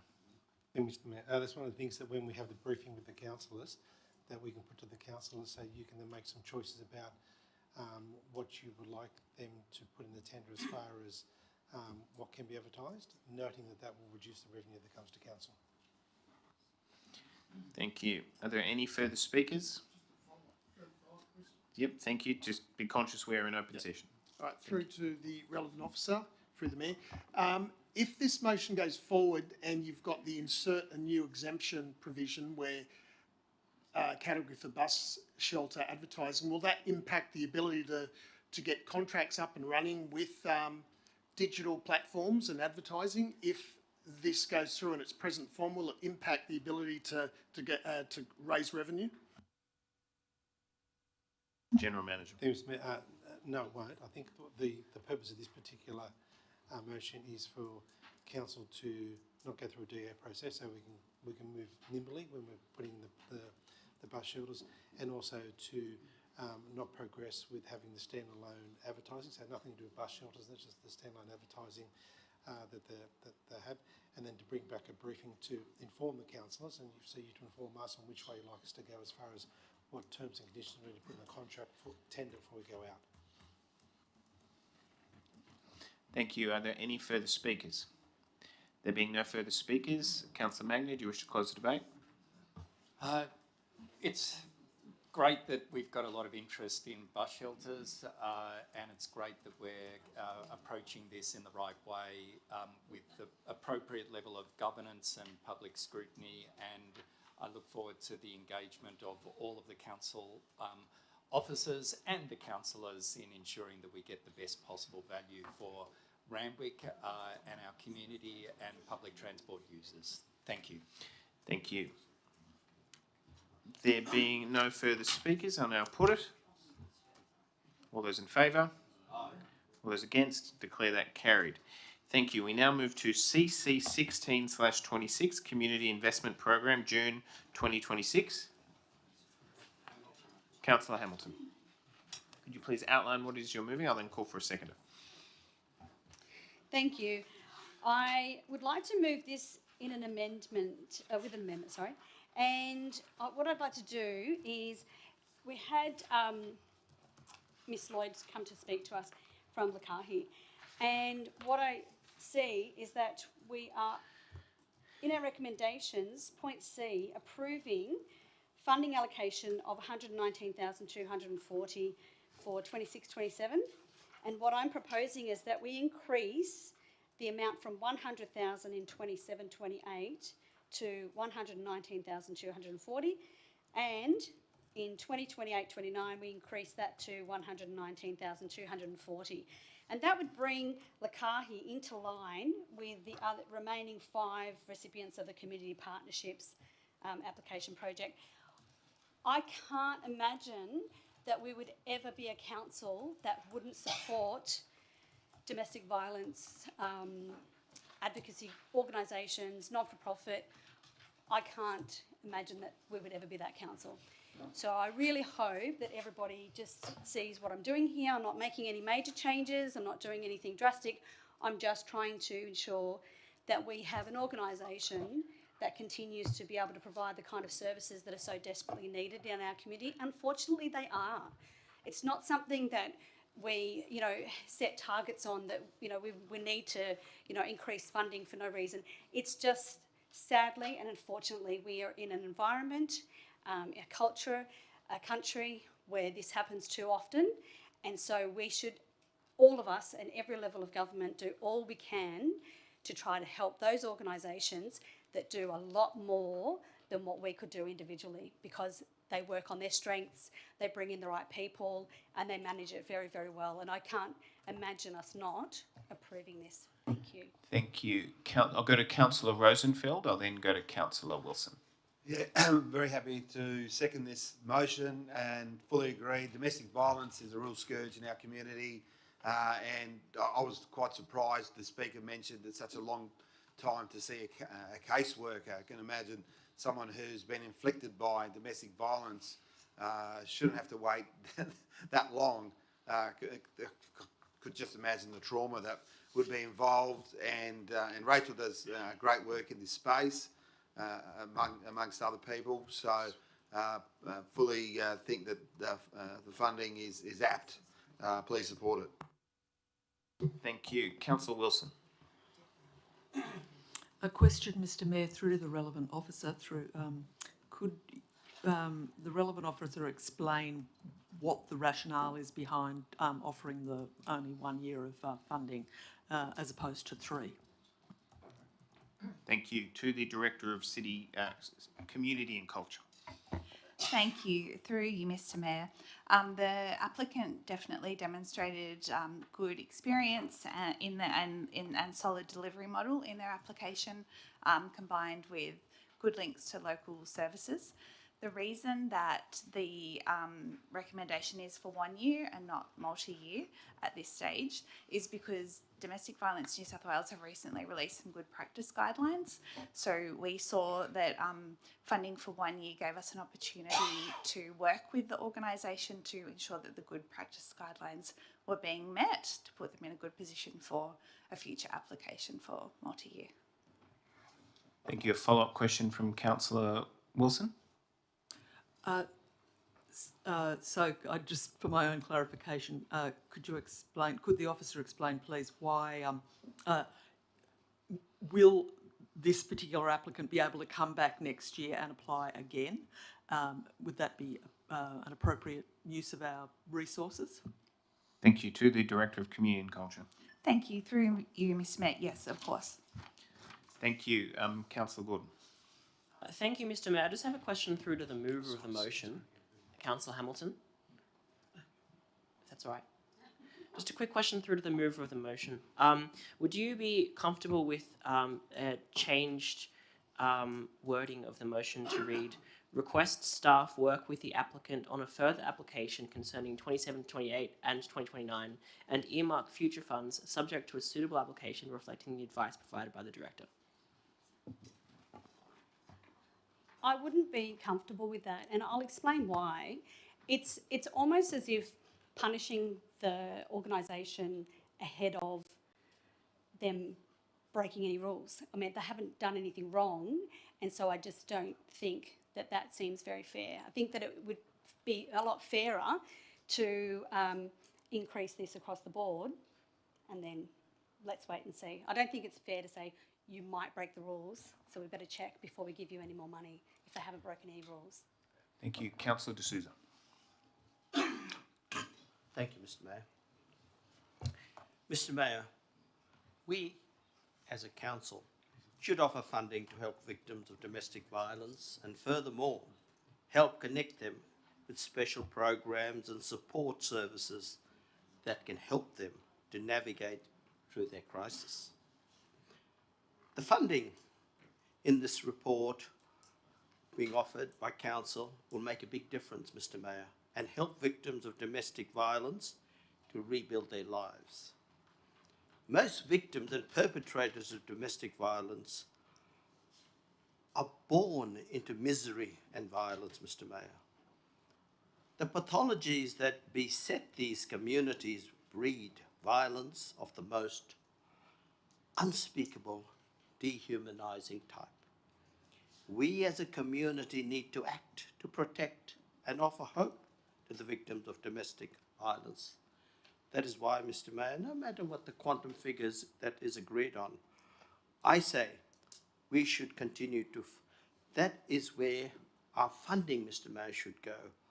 Governments should fund domestic violence campaigns, and that's what we should aim for. I fully support what's being presented on the business paper, and I fully support the Community Investment Program June 2026. While I'm there, Mr. Mayor, I would like to mention a member of our staff, and I hope I'm saying her name right, Katie, Melinda Levis, who does a wonderful job to highlight and address the scourge of domestic violence in our community. Officers like Melinda, Mr. Mayor, help the Randwick community and Randwick Council to act and to stop suffering and offer hope where there was once despair. Thank you, Mr. Mayor. Thank you. Are there any further speakers? There being no further speakers, Councillor Hamilton, do you wish to close the debate? I would just like to say that I thank the support that I've heard around the room, and I do really appreciate the Council's processes of ensuring that we have fantastic applicants. I would just like to reiterate that Lakahi is an excellent organisation, and I haven't heard that they have done anything to absolve themselves of gaining funding. I've never heard of any negative feedback or anything like that, and so I really think this is a very straightforward vote. I hope everyone supports it. Thank you. Thank you. There being no further speakers, I'll now put it. Okay, there's been a request for a division. All those in favour, so moved Councillor Burst, seconded by Councillor Hay. All those in favour, please raise your hand. I declare that unanimous. There you go. We now move to CO 28/26, 2026 Local Government New South Wales Annual Conference, challenged by Councillor Magna.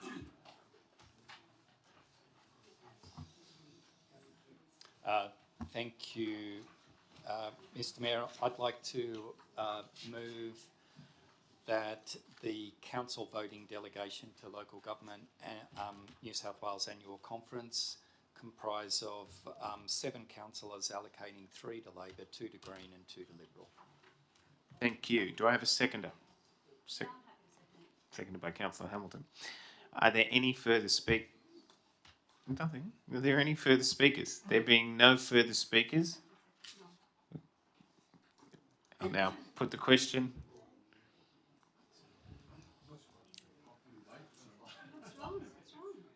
I'm being generous to the councillors.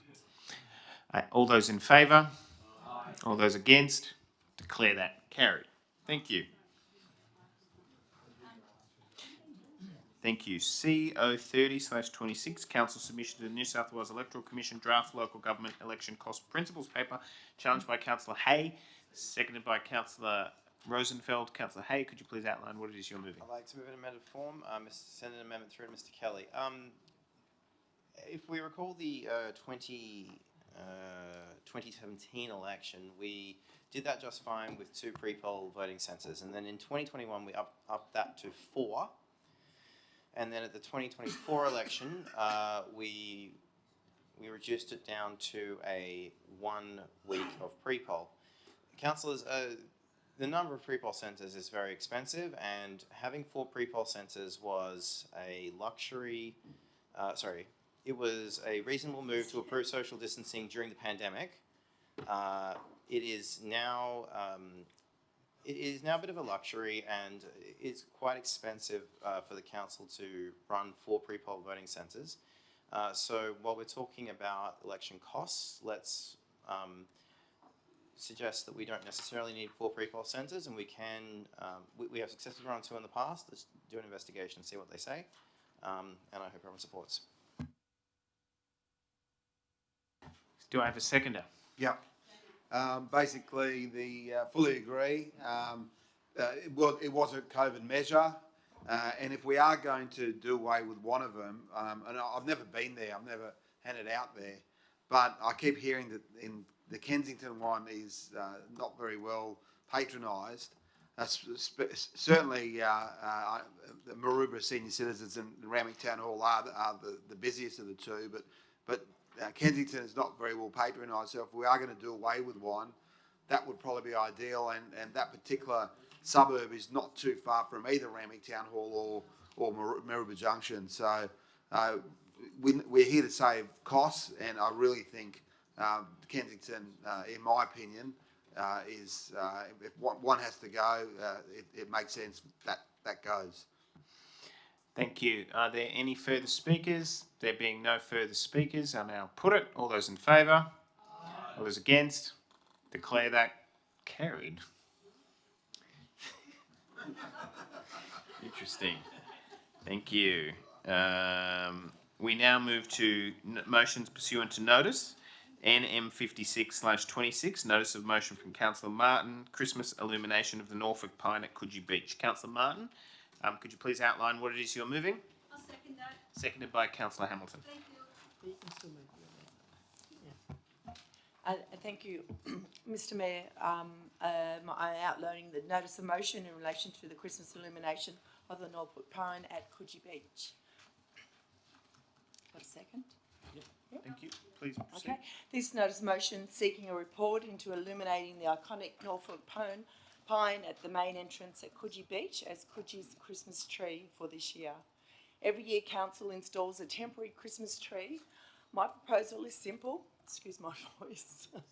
Rather than bringing in an artificial tree, let's investigate whether we can light up one of Coogee's most recognisable landmarks instead. I've had conversations already with the Director of Community and Culture and Roxanne since before last Christmas in relation to this particular item. I'm not referring to all the Norfolk pines along the foreshore, it's just the one that stands proudly at that main entrance, and there's a photo attached in the business paper. It's already a natural focal point and would make a unique Christmas tree that truly reflects our beachside community. Around Australia and the world, illuminated trees create wonderful atmosphere, bringing people together and supporting local businesses. This motion simply asks for a report into the feasibility, costs and environmental considerations. As we continue to activate Coogee through the initiatives such as Coogee Nights and the Special Entertainment Precinct trial, more people will be enjoying our village and beachfront after dark. Thoughtfully designed lighting can help create a more welcoming environment, support the nighttime economy and contribute to the perception of safety for residents and visitors. While Christmas is the focus of this motion, the report also to investigate whether any lighting infrastructure could support subtle year-round white lighting or coloured lighting for significant community events in the future. I believe this is a practical proposal that could create a unique Christmas tradition for Coogee while enhancing one of our most iconic landmarks. Thank you. Thank you. Councillor Hamilton. I just hope that everyone supports this. I think that it's such a nice thing to do. It's just one of those things that brings joy. Christmas is really for children a lot more, and families come together down the beach, and for the children to be able to, one, have the area lit up, secondly, it's festive, it's colourful. It really does bring a really festive atmosphere. And as I said, families enjoy it, and children especially really like that kind of thing. So I hope everyone supports this and doesn't, play around with the motion because it's very straightforward, and it is asking council to prepare a report. And we've seen a lot of motions go through, in recent meetings and tonight that call for reports. So let's see if we can get this one through. Are there any further speakers? Councillor Asgari. I've sent an amendment to Mr. Kelly. I would like to make an amendment to simplify this motion. My amendment replaces the word illuminating with decorating in part A and delete B, C, and D. I support investigating whether the iconic Norfolk pine at Coogee Beach could become Coogee's Christmas tree during the annual Christmas period. By using the word decorating, the motion provides greater flexibility. It allows staff to consider the most appropriate and cost-effective approach, whether through temporary lighting, decoration, or other suitable seasonal displays, while respecting the health and integrity of the tree, environment, and community. I believe this amendment keeps the focus on the key objectives, makes the motion more practical, and gives staff the flexibility to bring back the best option for council's consideration. I ask councillors to support my amendment. Thank you. Thank you. Can I ask Councillor Martin, do you support the amendment? Okay, so the amendment gets incorporated into the motion, substituting the illumination with the decoration. Thank you. Are there any further speakers on the motion as amended? Councillor Gordon. Thank you, Mr. Mayor, and look, I appreciate the contributions from Councillors Hamilton and Asgari, but I'll be upfront and I'd say that I don't actually think this is such a great idea. Now, I can't remember whether Councillor Martin was present at the switching on of the conventional Christmas tree last year at Coogee Beach, but I was, and I have to say, Randwick Council staff, a community and culture team, really outdid themselves with that event, and I think the centrepiece of that event was an interactive, a digital Christmas tree display where children could submit messages, moderated of course, to be shown on the tree. And they loved it. And I can also remember how excited the gaggle of kids were when Santa Claus, who I am reliably informed was actually the mayor in a Santa costume, pulled the lever to turn on the lights in our council-constructed Christmas tree. Look, staff put a lot of work into that tree, and I think switching to a Norfolk pine illumination approach would mean that these exciting and community-oriented features of the current tree could actually be lost. So I can't support this motion. Thank you. Are there any further speakers?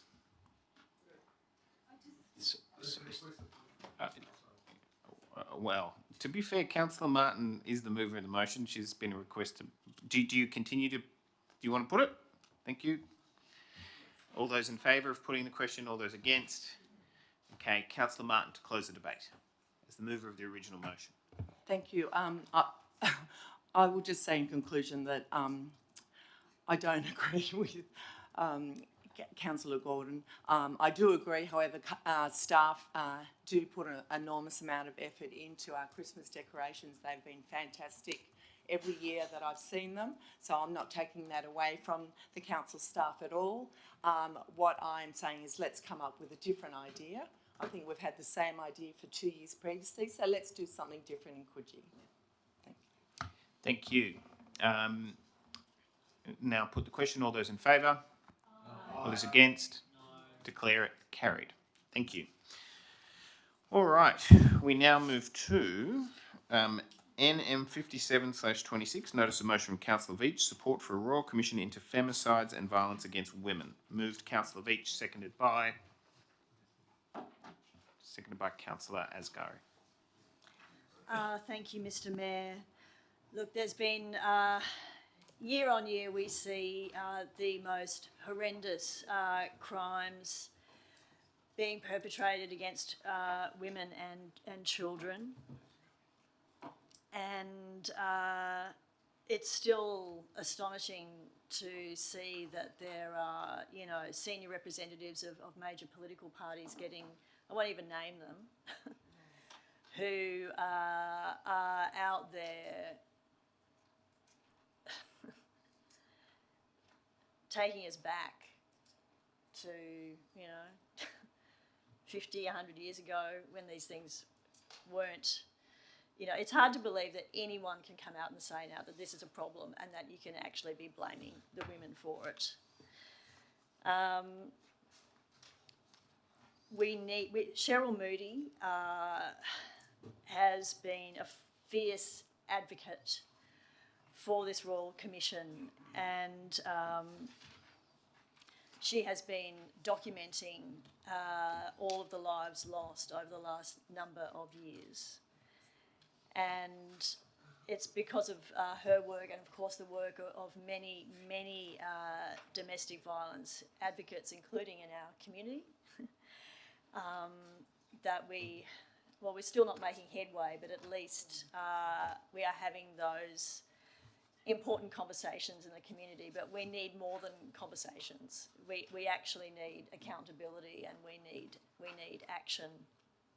And we know that our frontline services are still not being adequately funded, and we know that women are still not being believed, and women are still being killed, and women are still being raped and assaulted and denied the course of justice, because we know for so many women who experience violence, the sexual violence, it does not even go to court because they know their chances of gaining any justice will be almost impossible.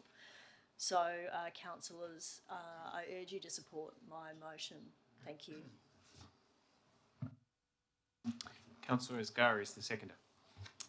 I strongly support Councillor Rich's motion and commend other councillors to support it. Thank you.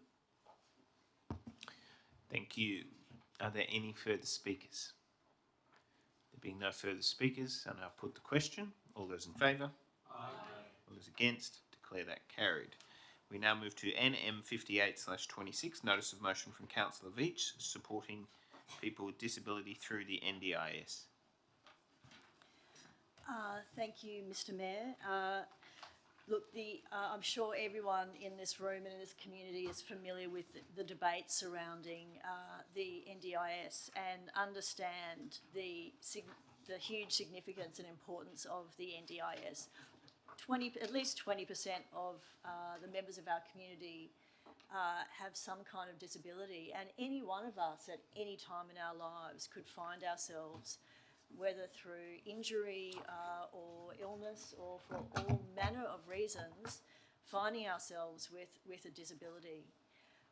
Some people may be born with it, or you can acquire one at any time in your life, and we know that what people really want is to be able to, like all of us, participate in our community. And we constantly talk about Randwick. Our motto is a sense of community. That's what people want. They want to be able to participate. And while this motion lists many of just the essential services that NDIS provides people with, in addition, it provides funding so people can go and join, community events. People become socially isolated. Can you imagine not being able to go and do just the normal things that any one of us do? Not only your own personal care, but just going out and socialising with a friend. Some people are just stuck in their homes or stuck in some kind of situation where they are completely isolated with no chance of ever actually going. Not everyone has family members who are able to go and assist them. And I know directly people in this community who are in this situation who have severe disabilities and who've already had their hours cut. And those hours cut have already stopped them from doing the one social event that they had each week to zero.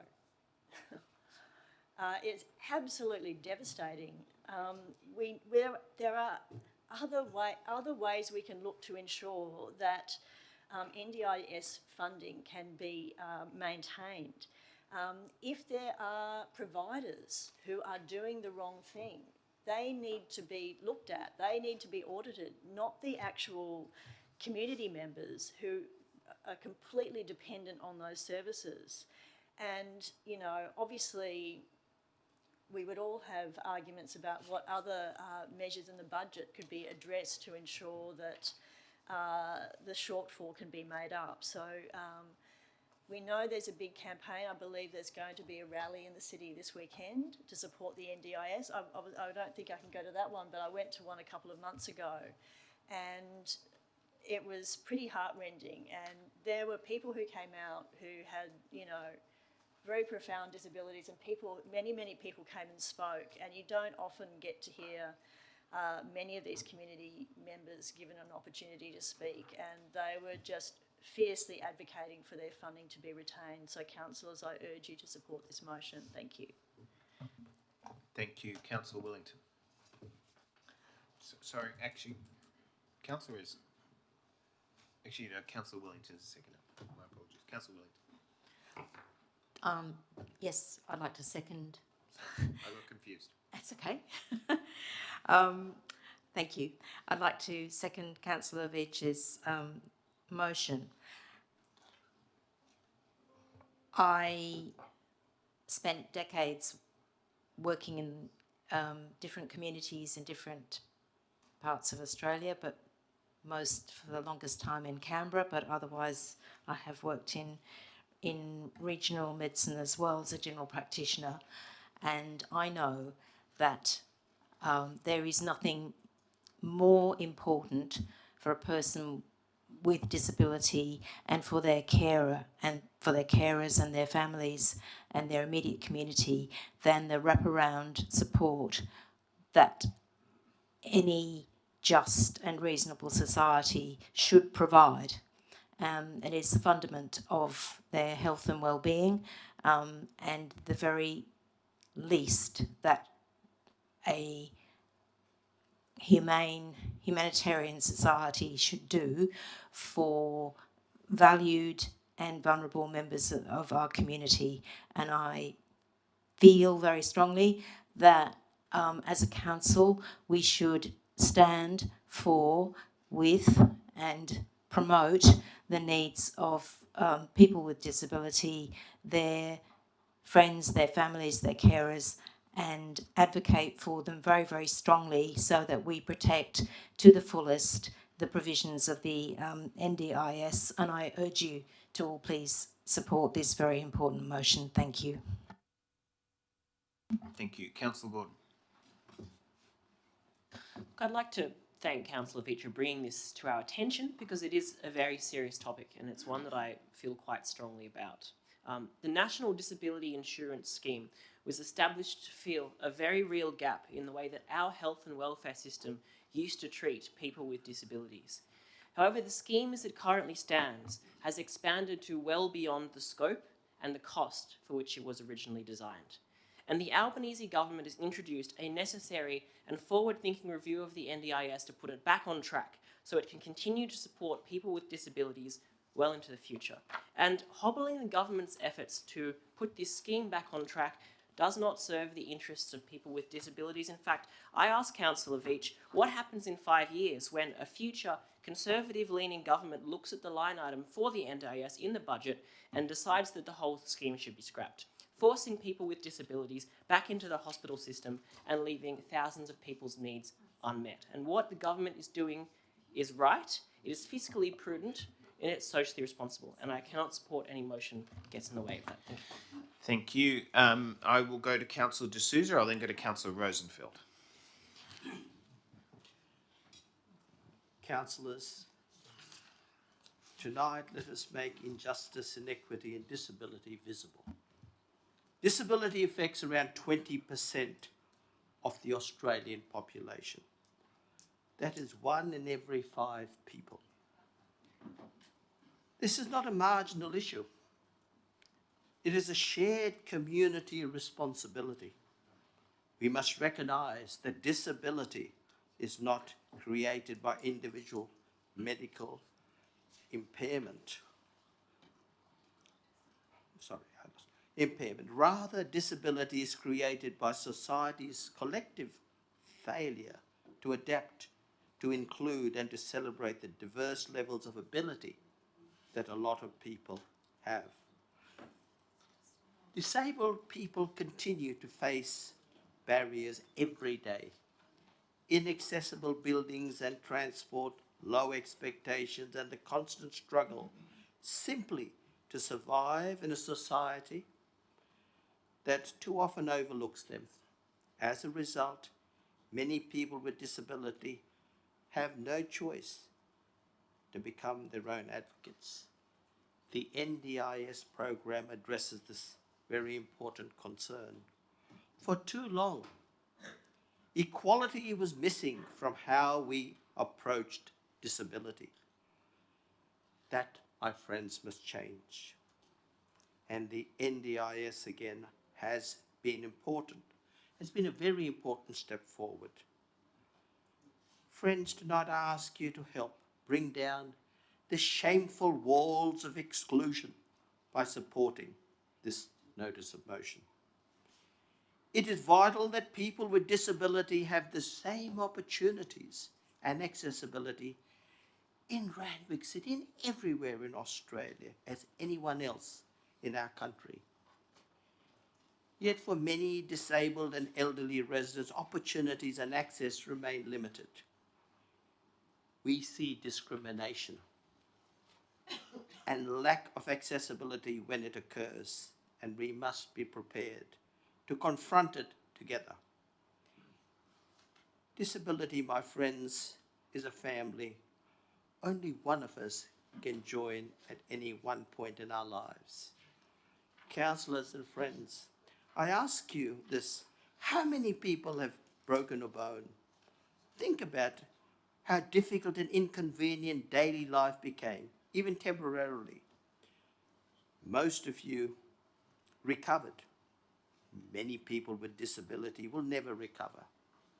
And it is up to people like you and me to ensure, and the NDIS program, to ensure that we address this concern.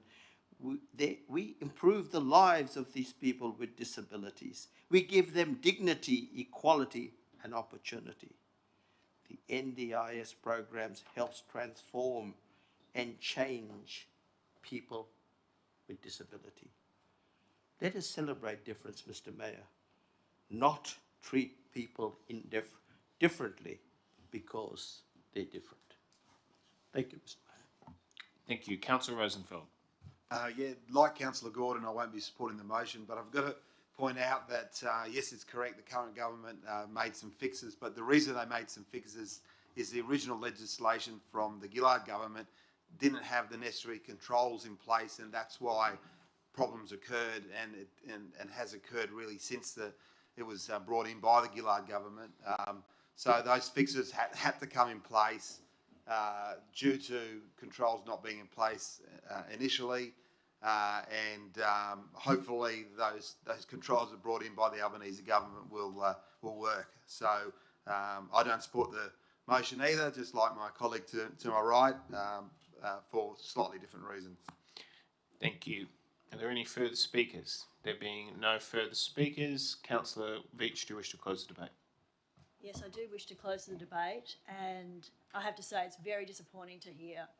I thank Councillor Willington and Councillor Ascari and Councillor D'Souza for their words of support. You spoke very eloquently, but it's astonishing to hear that Labor and Liberal will not be supporting this.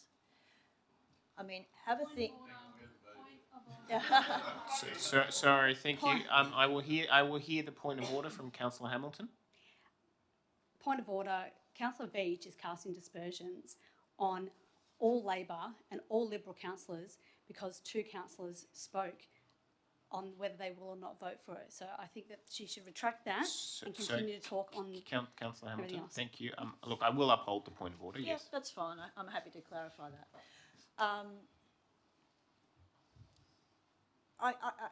I mean, the number of cost blowouts in other government funding streams is endless. I mean, I mean, the one that comes to mind obviously is AUKUS, but, you know, investment properties, even though that's changed now, you know, people were allowed to accumulate dozens of investment properties, and all those people will keep them, and we'll continue to subsidise those. Private health insurance premiums go up every single year, and most of those profits are going directly into the pockets and investors in those private health companies.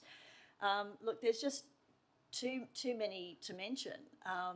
So I'm not sure why the NDIS was singled out and people with a disability were singled out. The most, you know, I hate to say vulnerable, but people with the least ability to go, they don't have powerful lobbyists walking the halls of Parliament House in Canberra. There are literally so many schemes, commercial interests that continue to get generous subsidies and whose costs also continue to blow out. Why the NDIS was singled out is extremely unfair, and those arguments, I believe, are specious. We are one of the most wealthy countries in the world. If we want to, we can afford to do this. If there have been issues with some of the providers, that is what we need to look at addressing, just like we did with the private colleges, some of whom were shown to be rorting the system and the people that they had convinced to sign up to them. That is what we need to address, not the funding for the individuals in our community, because the need won't go away. It will be taken up by carers who themselves are often working full-time as carers. The burden will also go onto the hospital system, which we all know is unable to cope. So, councillors, I would urge you to support this motion. Thank you. Thank you. All those in favour? Aye. All those against? Aye. I declare it. There's been a request for a division in the names of Veitch and Wellington. All those in favour, please raise your hands. We have councillors Wellington, Veitch, Asghari, Said, D'Souza. All those against. We have councillors Hamilton, Magna, Hay, Luxford, Gordon, Rosenfeld, Martin, Wilson, Burst and the Mayor.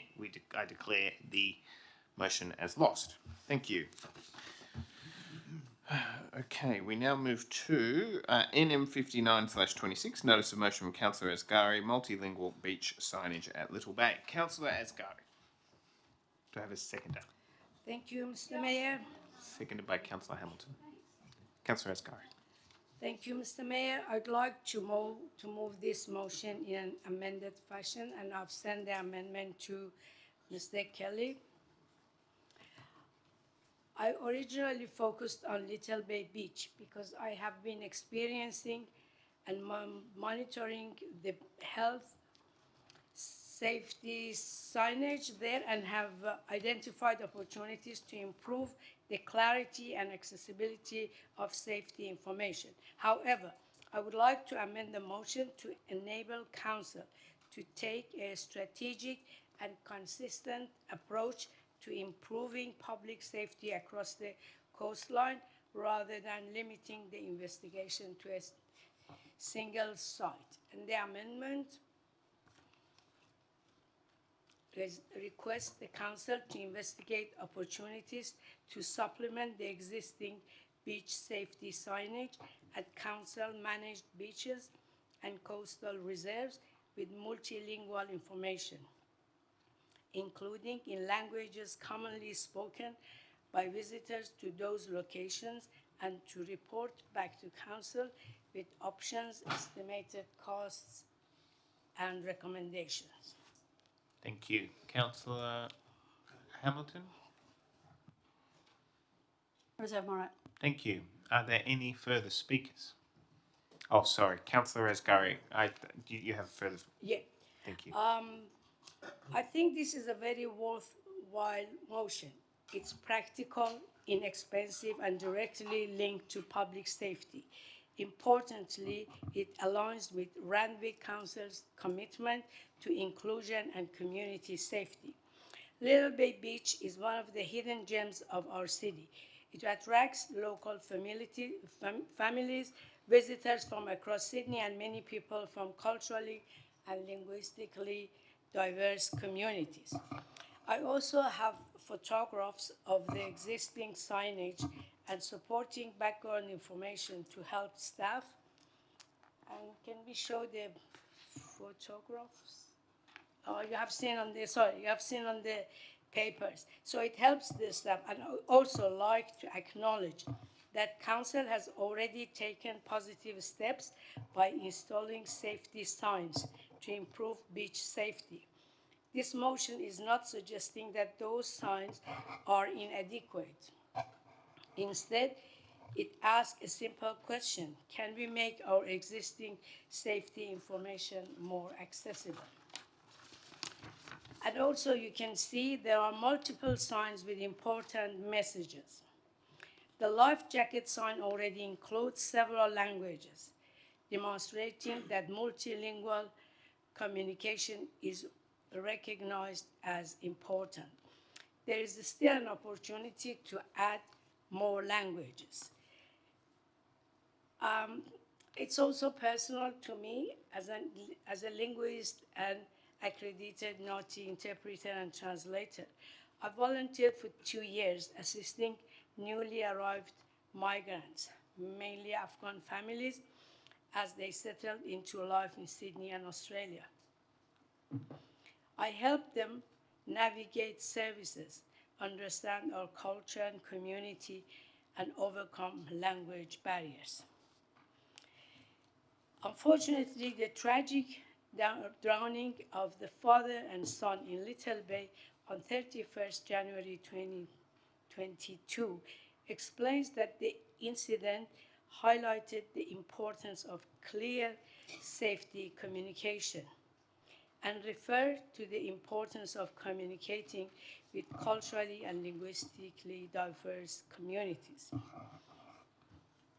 If better communication helps even one family avoid a tragedy, the investigation will have been worthwhile.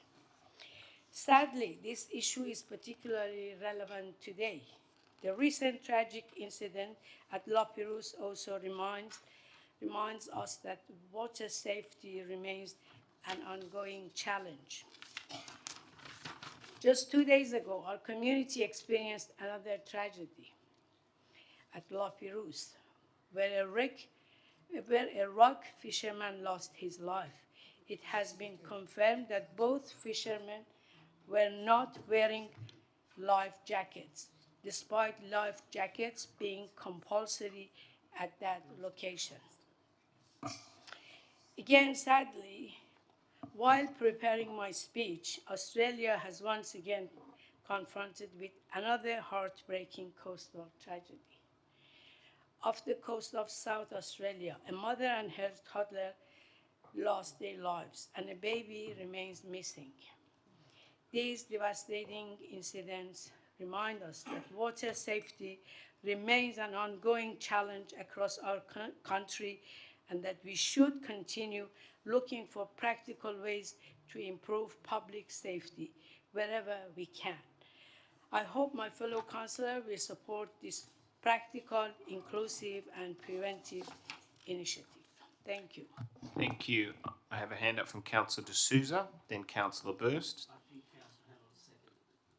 Oh, yeah, Councillor D'Souza. Yep, thank you, Mr. Mayor. Thank you, Councillor. It's so important, this notice of motion. As the councillor pointed out, it's all about communication. It's all about sending a message. We have a communications officer. It's all about sending the right message. What I admired about this particular notice of motion and the message this councillor put forward was a simple thing. Some people see things and they ask why. This visionary councillor saw something and she said, why not? Why not we improve the science? Why not we improve the safety for our community? Very impressive, and you have my full support, Councillor. Thank you. Councillor Burst. I'd like to amend, effectively almost a foreshadow, but I'd like to amend to point B, remove Arabic and change to all languages. So we need to check all the languages are correct. Also, point D, revert back to the original. It's just Little Bay Beach. I don't think this signage is needed across all of the LGA. So point D, revert back to the original. Thank you. Councillor Asghari. Councillor Burst has proposed two amendments. One is to check all languages as part of, instead of Arabic. Do you accept that component? Yes, I do. That was just an example. And I meant to amend part D as it was changed according to what I read. So Yes. in light of that, the second question is Councillor Burst is seeking to remove point D and to revert to the original as per the business paper. Do you accept that? So you have moved your motion in an amended fashion. He is seeking to send it back to what you have written in the business paper.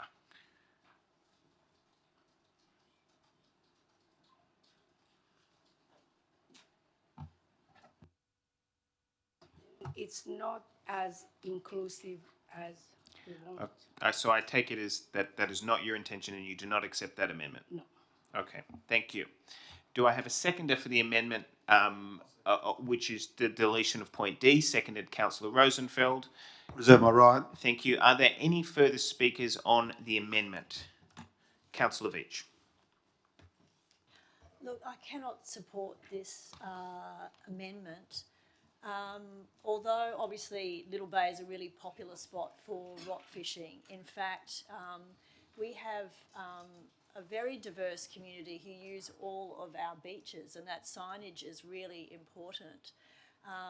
We have a lot of international students coming from all over the world and coming from countries where, you know, they may not have beaches. You know, so many people even in Australia don't have access to beaches where they get comfortable swimming in the surf. So it's not the case that we just have people going to Little Bay.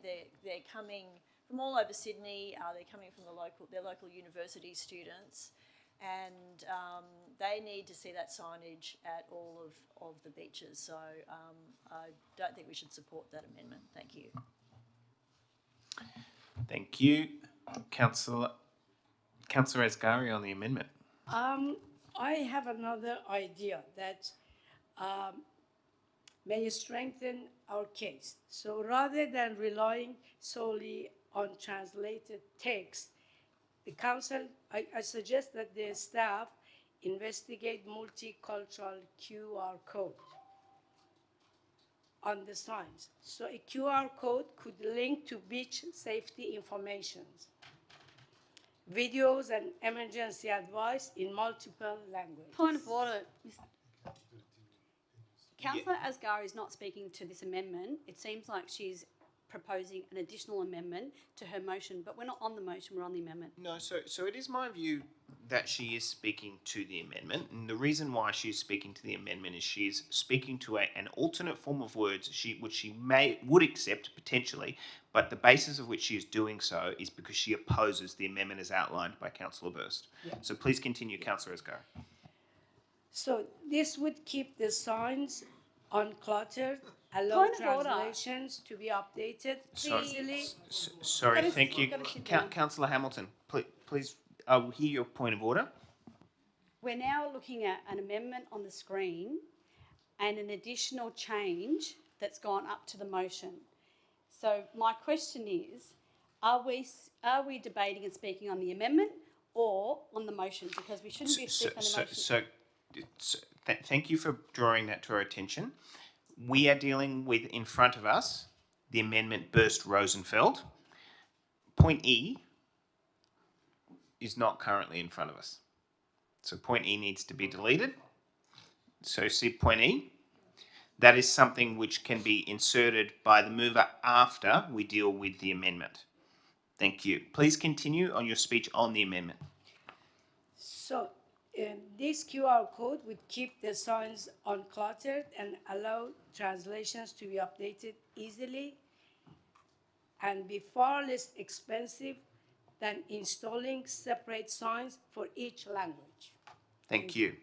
We continue on speakers on the amendment moved Burst Rosenfeld. Councillor Burst would like to change his amendment. Yep, please outline what it is. I'd like to add adding QR codes to the amendment. Okay, so is this a new point? Point E, yes. Okay, Councillor Asghari, Councillor Burst is seeking to amend your motion because he seeks to delete point D and reinstate the original text.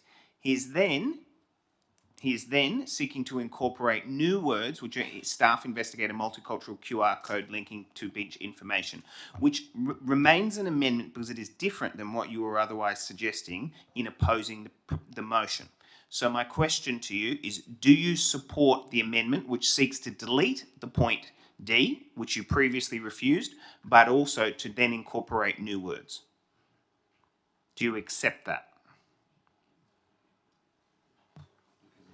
No. Point of order. Point of order. There is a point of order from Councillor Hamilton. Never in my entire time as a councillor have I seen a mayor coach a councillor on the floor, ask them a question, and then shake their head. Don't say no, Councillor Asghari. Say no. Councillor, so before I go to that point of order, Councillor Hamilton, thank you. Firstly, there is no point of order. Second, I would suggest that conduct verges upon disorderly. Thank you. Councillor Veitch, your point of order. I would actually call a point of order on Councillor Hamilton. I thought that language was completely inappropriate. There was no coaching going on. We had a range of different amendments being proposed. The Mayor was trying to clarify, and I actually think the language Councillor Hamilton used was extremely insulting and should be withdrawn. Yep. Thank you. Councillor Hamilton, do you withdraw that? The word coaching is not insulting at all. And if we're going to get to its position where we have Labor and Greens ganging up on Liberals for the word coaching... Councillor Hamilton, do you withdraw? Withdraw the word what? Coaching.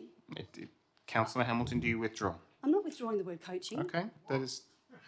Thank you. Are there any further speakers? There are no further speakers on the amendment.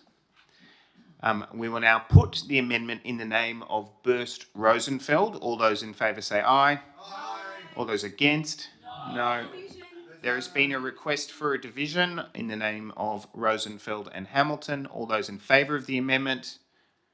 Hamilton, Hay, Rosenfeld, Martin, Burst. All those against? I declare the amendment lost. We now return back to the debate on the substantive motion. Councillor Asghari, am I correct in is your intention to incorporate a new part, which is the QR codes? Thank you. Thank you. Are there any further speakers? Yes, Councillor Sett is going to ask a question. I'll then go to Councillor Hamilton. Councillor Veitch, and I'm not having a go, said it should be at all beaches because Councillor Burst had Little Bay as point B, but point B is actually in the motion. So if we support this motion, we're supporting not at all beaches. We need to change that to all beaches and not Little Bay. That was one of the reasons why we didn't support Councillor Burst. Just to be clear, Councillor Asghari is the mover of the motion, not Councillor Veitch.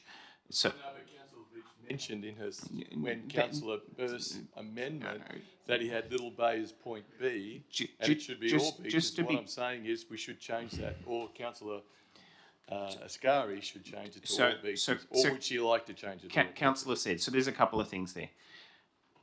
The comments of Councillor Veitch, or any councillor for that matter, in characterising a motion do not change the intent or the text of said motion. That is a matter for the mover, or if a motion is successfully amended. However, as the mover of the motion, it is up to that mover to amend their motion in a particular way if they see fit. The question which I think you are putting through to Councillor Asghari is, does she change the text of the proposed text of her motion from Little Bay to all beaches.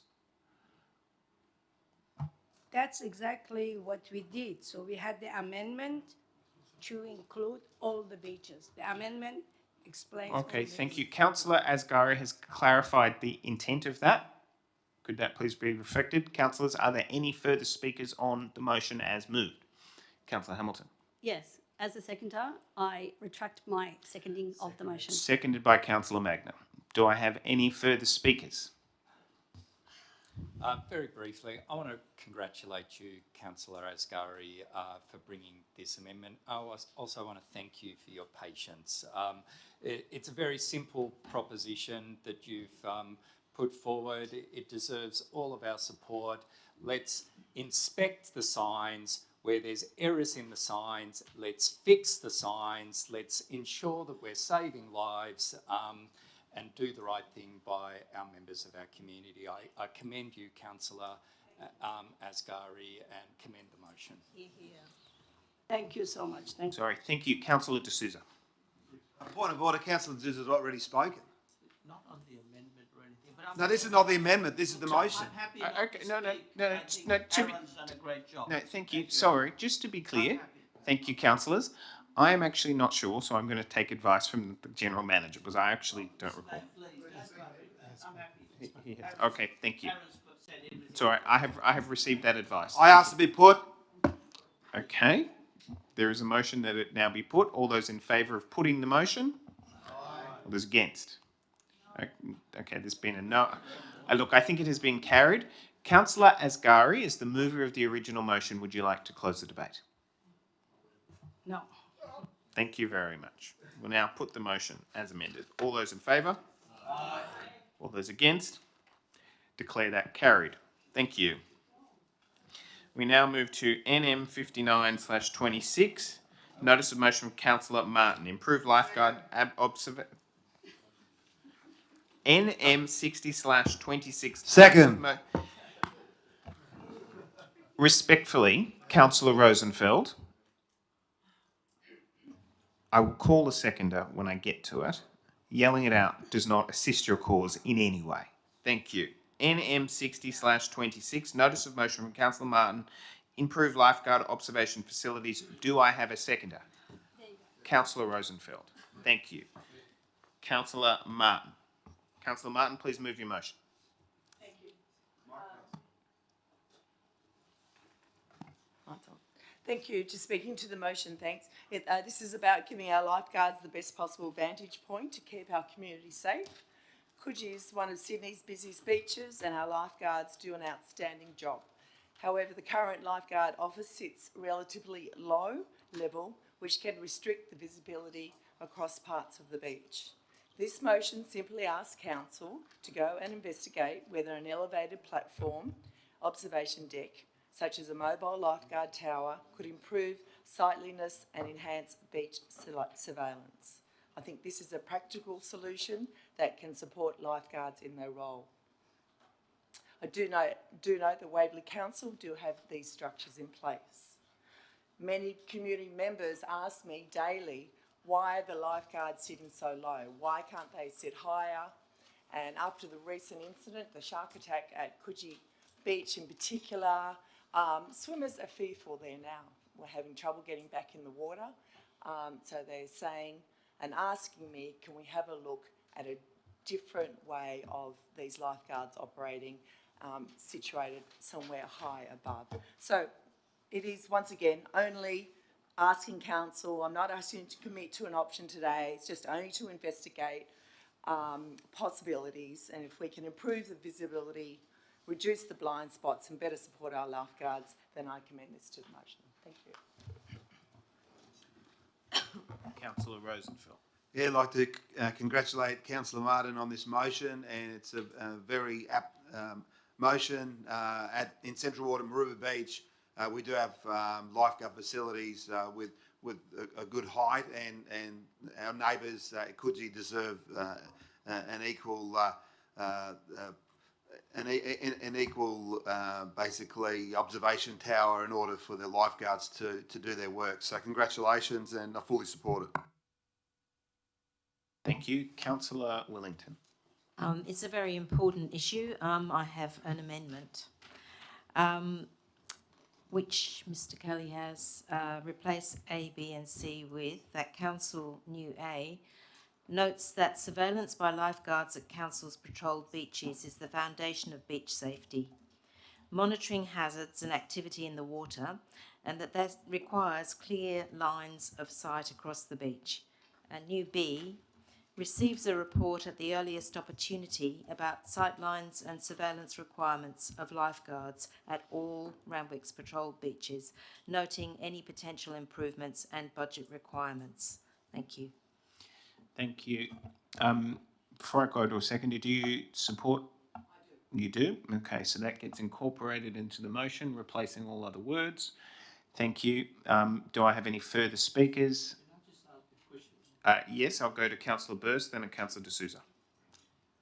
I think this is actually a no-brainer because we already have observation towers down in the South Ward, Malabar Beach. There's a tower up there. All we have to do is copy and paste it, and we're ready to go. So it should be a straightforward initiative. Thank you. Thank you, Councillor D'Souza, and then I'll go to Councillor Gordon. Mr. Mayor, to the relevant officer, is this young man who won the World Paddleboat Championship, Charlie Burko, is he a lifeguard at our beaches? Through to the Director of City Services. Thank you. Through yourself, Mr. Mayor, I believe Charlie is a volunteer lifesaver. I couldn't confirm if he is affiliated to Randwick, but definitely a red and yellow in Sydney. Thank you. Thank you, Councillor Gordon. Thank you, Mr. Mayor. Just a question through to the relevant officer. Do our lifeguards have cameras? Thank you. Through to the Director of City Services. Thank you. Through yourself, Mr. Mayor, council's lifeguards have access to really good technology by way of cameras, high definition cameras.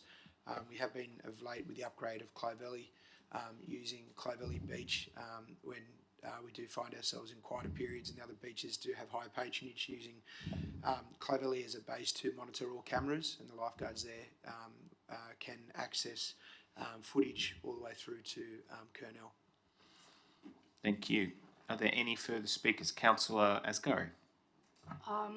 Thank you. I have a question. What role does drone do in terms of visibility? Thank you. Through to the Director of City Services.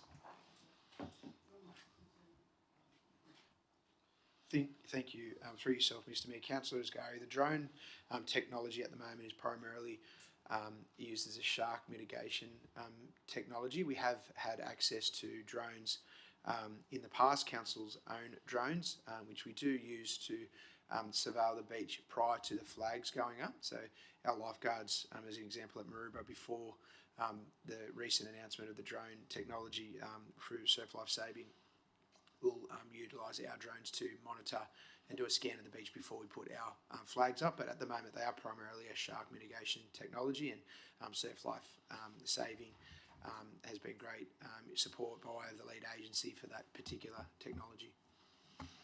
Thank you. Are there any further speakers? Councillor Sid. Mr. Mayor, just want to point out C and E were adopted back in B. No, they were subsumed. A and B. A and B are the text of the motion. Thank you. Are there any further speakers? There being no further speakers, thank you. Councillor Martin, to close the debate. No, it wasn't. That wasn't the intention of the amendment. Councillor Martin is the mover of the motion. Councillor Martin, do you wish to close the debate? Thank you.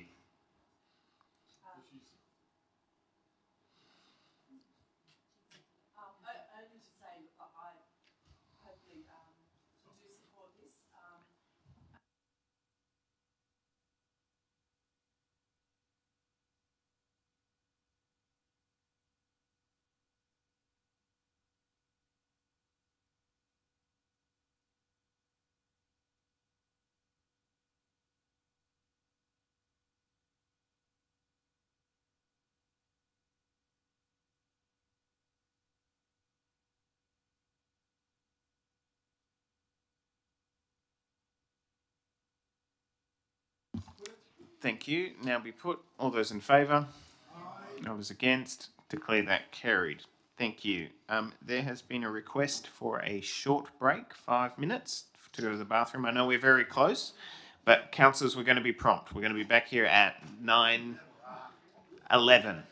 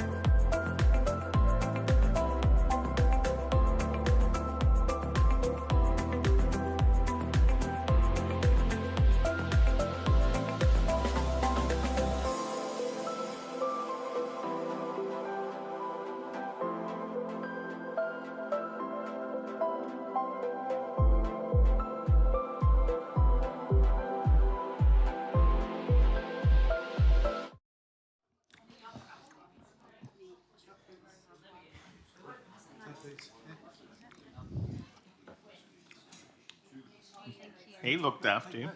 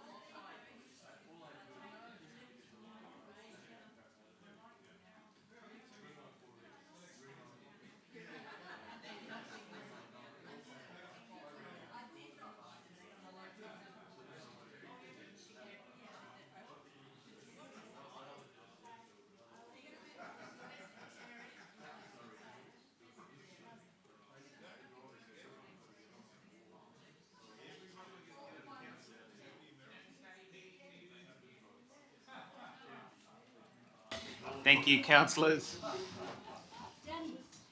Thank you. I now reopen the meeting at 9:16 p.m. Thank you. We now move to NM 61/26, notice of motion from Councillor Martin, review of professional lifeguard services, Coogee Beach. Seconded by Councillor Hay. Councillor Martin, could you please outline what it is you're moving? Thank you. I do have a small amendment which Mr Kelly has, please. And adding a D,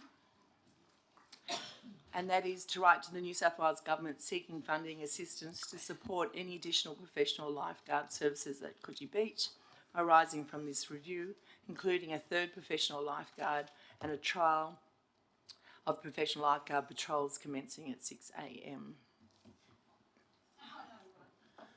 Thank you. Please continue, Councillor Martin. Thank you. We've heard earlier this evening from Miss Emma Grand. I think she gave us all a really great picture of early mornings at Coogee Beach. Firstly, I'd like to acknowledge the outstanding work of our professional lifeguards. This motion is not to criticise their work, it's about ensuring they have the resources they need to continue keeping our community safe. Council has recently completed a lifeguard services review, which resulted in enhanced services at Malabar, Little Bay and Clovelly. This motion simply asks whether it's now time to review the level of service provided at Coogee Beach. Coogee Beach is one of the busiest in our city, with growing numbers of ocean swimmers, including myself, fitness groups, surfers and paddle boarders using the beach well before the current patrol hours commence. Members of our community often say, gee, I wish the lifeguards, thank you, were starting earlier. I wish they'd, and I'd feel much safer if they started before 7 a.m. The recent shark attack at Coogee Beach highlighted the critical role of professional lifeguards during emergency incidents and reinforced the importance of ensuring adequate resources are available to respond to emergencies while maintaining effective supervision of the beach.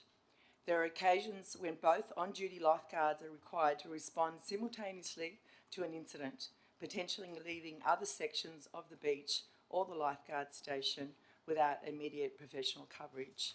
And those of you, you've all been to Coogee, you know of this situation where you might have something happening actually down on the beach, but our lifeguards actually to respond to stuff up on the promenade or even in the parkland associated. The New South Wales investment in drone surveillance is welcome, and recently Professor Rob Brander, better known as Dr. Rip, highlighted the $34 million expansion of that program with the view that government should also be investing in extending lifeguard services. Technology is only one part of beach safety. Professional lifeguards are the front line. They respond to rescues, rips, currents, medical emergencies, spinal injuries and missing children every single day. Earlier this year, a young man tragically drowned on Coogee Beach at around 6 a.m. before council lifeguards were on duty. It reminds us that many serious incidents occur outside the existing patrol hours. This motion simply asks council to investigate whether a third professional lifeguard and a trial of the 6 a.m. patrols would better reflect the way Coogee Beach is used today and further enhance public safety. Thank you. Councillor Hay. Thank you. Do I have further speakers?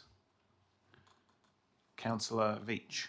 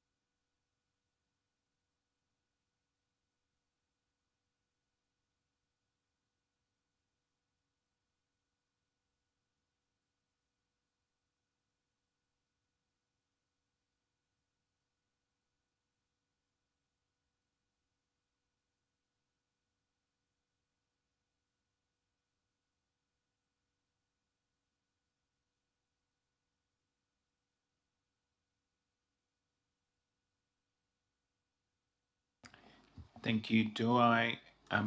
Councillor Martin, do you accept the amendment, which is A through to C, substituting the words and deleting point D? I do. If I could just add a comment, perhaps, whilst I will accept the amendment, my theory behind this was that there was recent service reviews of the other beaches, and Coogie's was not, so that was why I particularly brought this.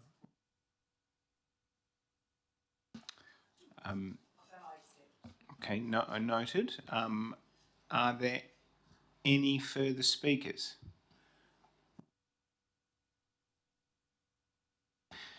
There has been a request to put the motion. All those in favour of putting the question? All those against? Declare that carried. Councillor Martin, do you wish to close the debate? Thank you. We'll now put it. All those in favour? All those against? Declare that carried. We now move to NM 62/26, notice of motion from Councillor Willington, Darley Road between Carrington Road and Avoca Street, pedestrian safety issues. Councillor Willington.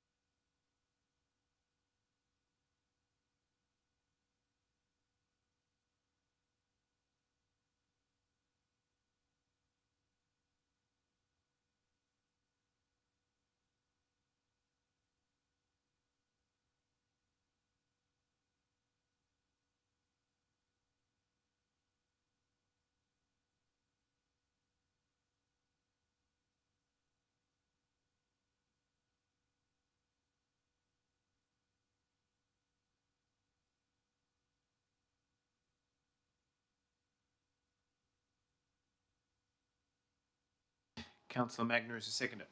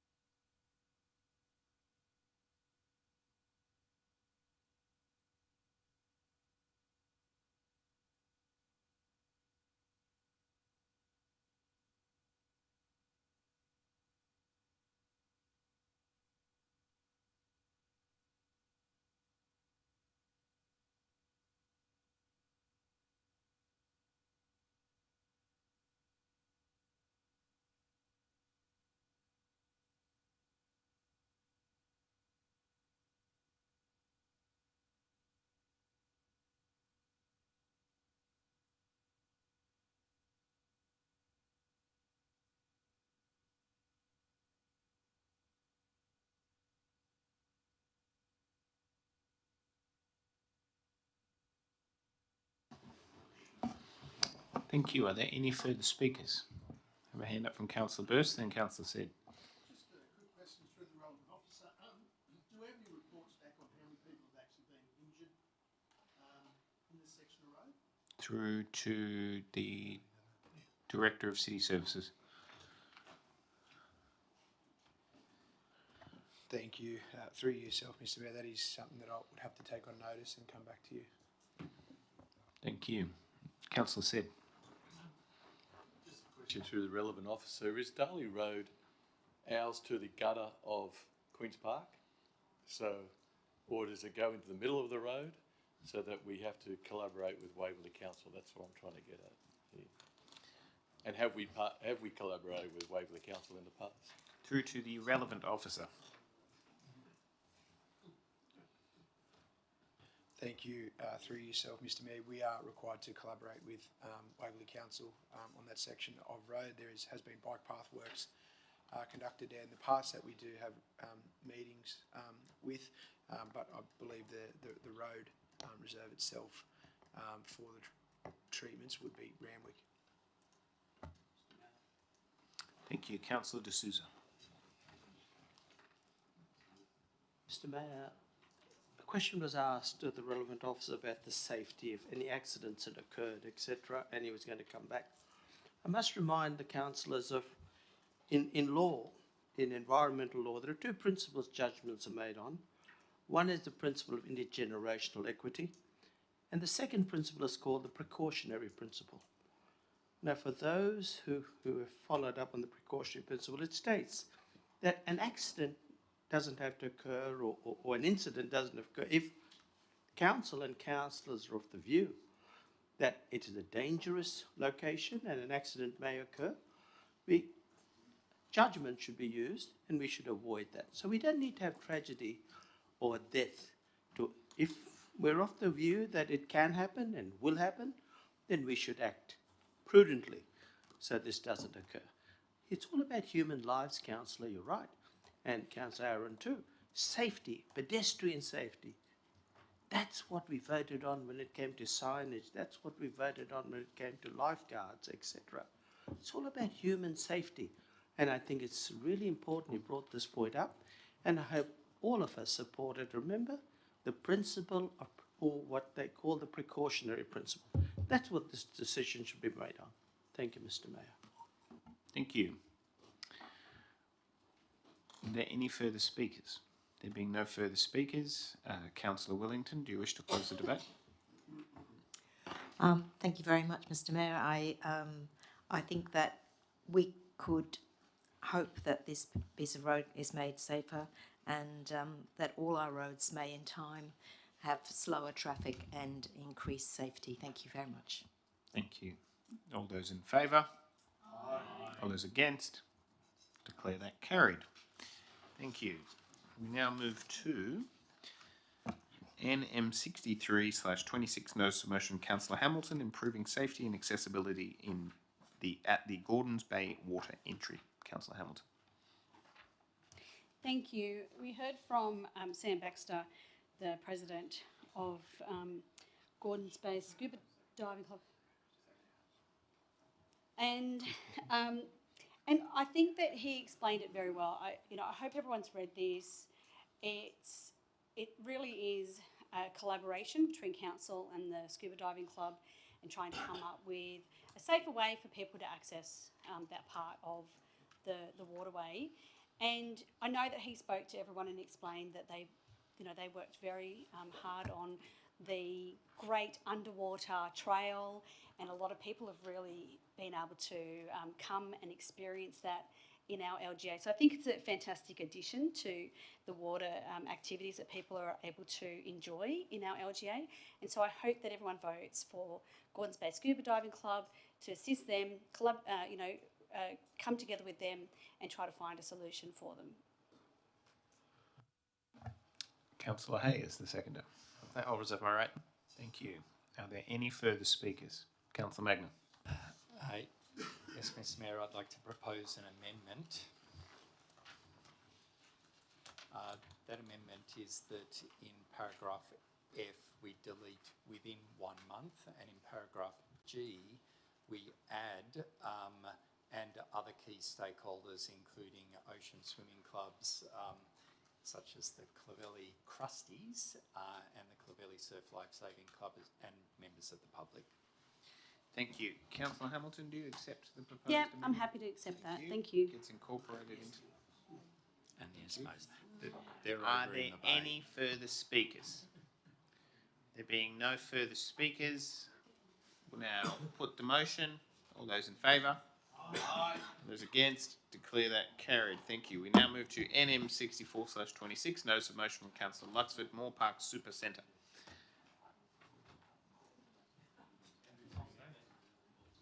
Seconded by Councillor Hay. So, in line with my past motions that I've been putting up regarding the Moore Park Golf Course, we now know that, as I did say, it was more than just the golf course. This site now at the Super Centre, which adjoins, which sits in Westward really, but is not part of Westward, is actually Sydney City's little pocket, is looking to be developed. It's now been made a significant site, and on this site they wish to put 5 towers with 870 dwellings. This will impact severely on Westward. We are now hammered on both ends. So we have the Epsom Road development, which sits on our doorstep just under the bridge, and this one which sits right inside of Westward on Todman Avenue, where we are seeking to put a bike lane as well. So this monstrosity will impact severely on the amenity of the people that live in Raleigh Park, on Westward as a whole. There is no infrastructure.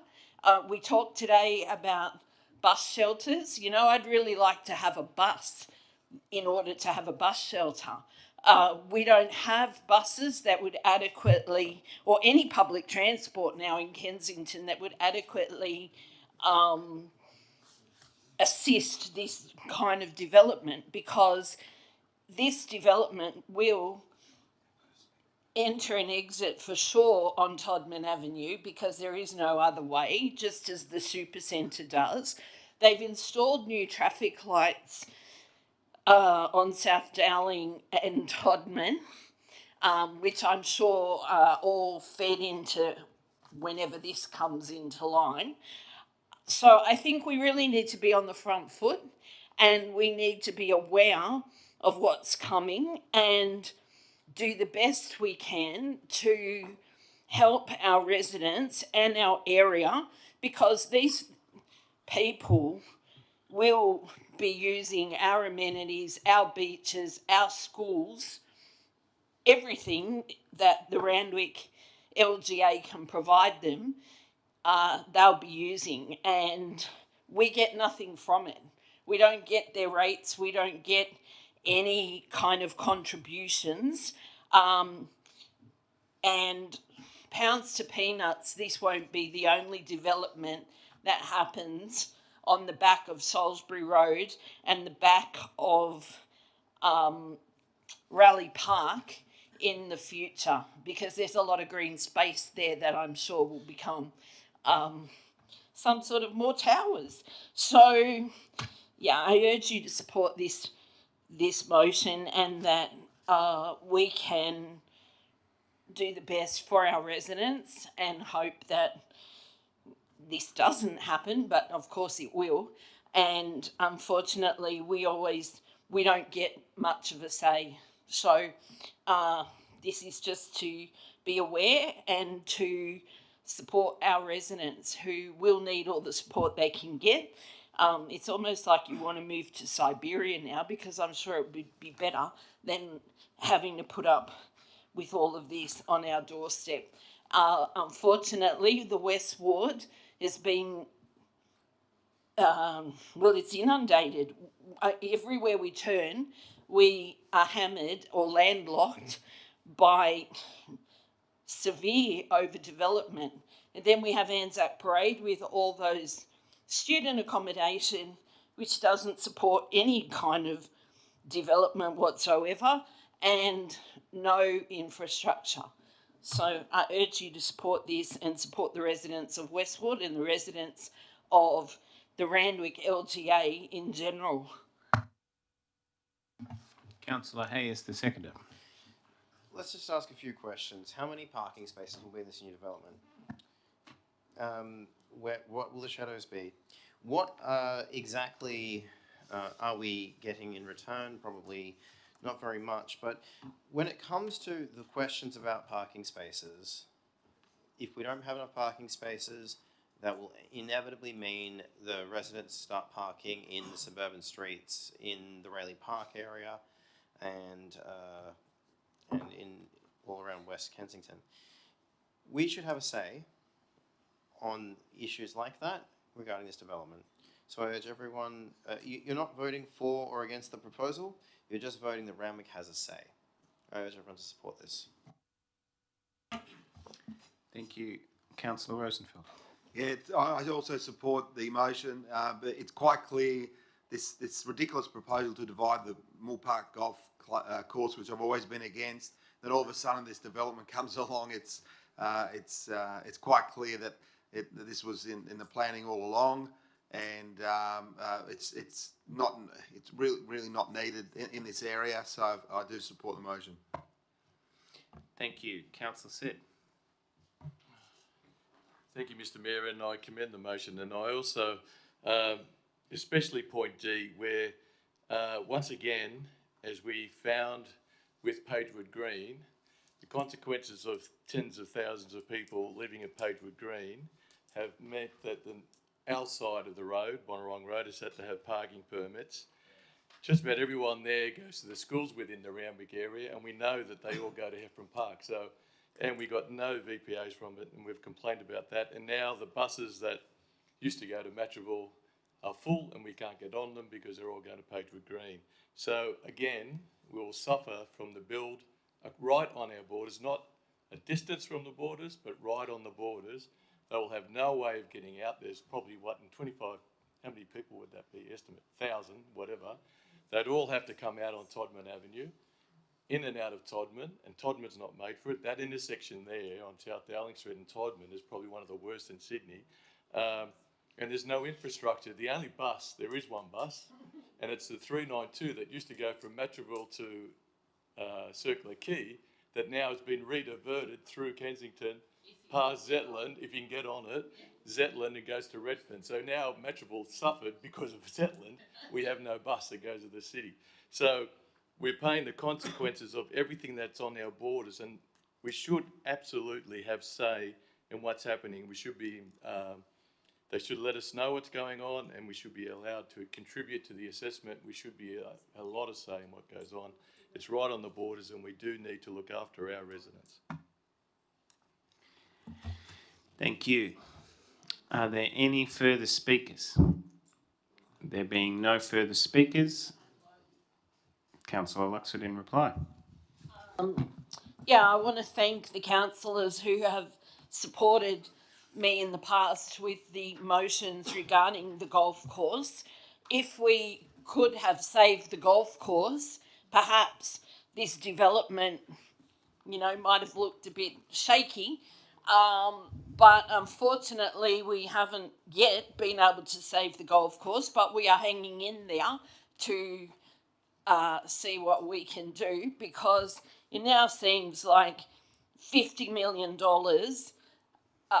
being spent on making green space into green space to appease this development, which does not sit in our area, which we don't get anything for, yet we lose a golf course, one of the best in Australia, and one that was quite profitable. So I don't know where the funds are going to come from now to look after Centennial Park and the rest of the surrounds that we all use, and so do everybody else. And yeah, so it seems like, to quote Ray Hadley, something's crook in Tallarook.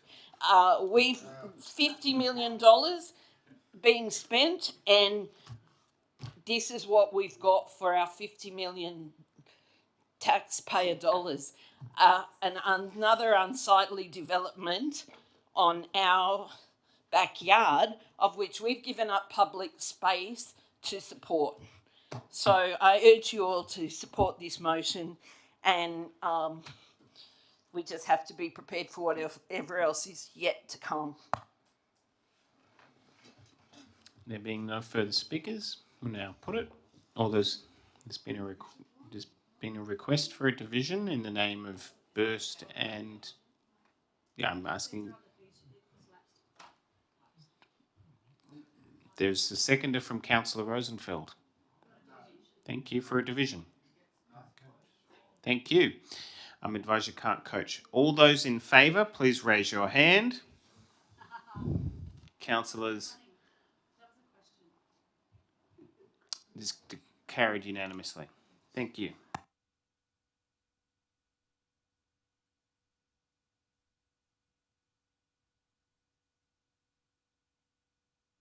Are there any petitions?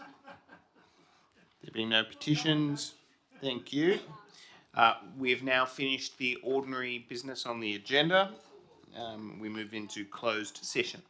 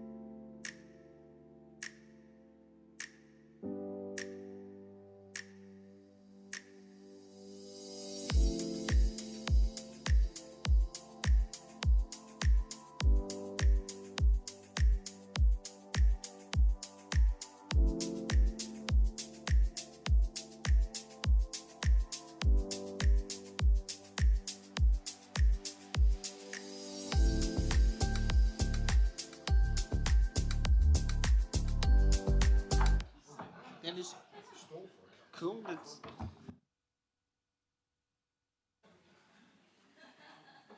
Thumbs up from... Okay, I now reopen the ordinary council meeting to report the outcomes of the closed session. The outcome of CO 31/26 was carried unanimously. The outcome of CP 31/26 was carried unanimously in an amended fashion. The outcome of CP 32/26 was carried unanimously in an amended fashion. The outcome of CP 33/26 was carried unanimously in an amended fashion. The outcome, the outcome of CS 36/26 was carried unanimously. The outcome of CS 37/26 was carried unanimously as per the business paper, as was CS 36/26. Thank you. There being no further business, I close the ordinary council meeting at 9:57 p.m.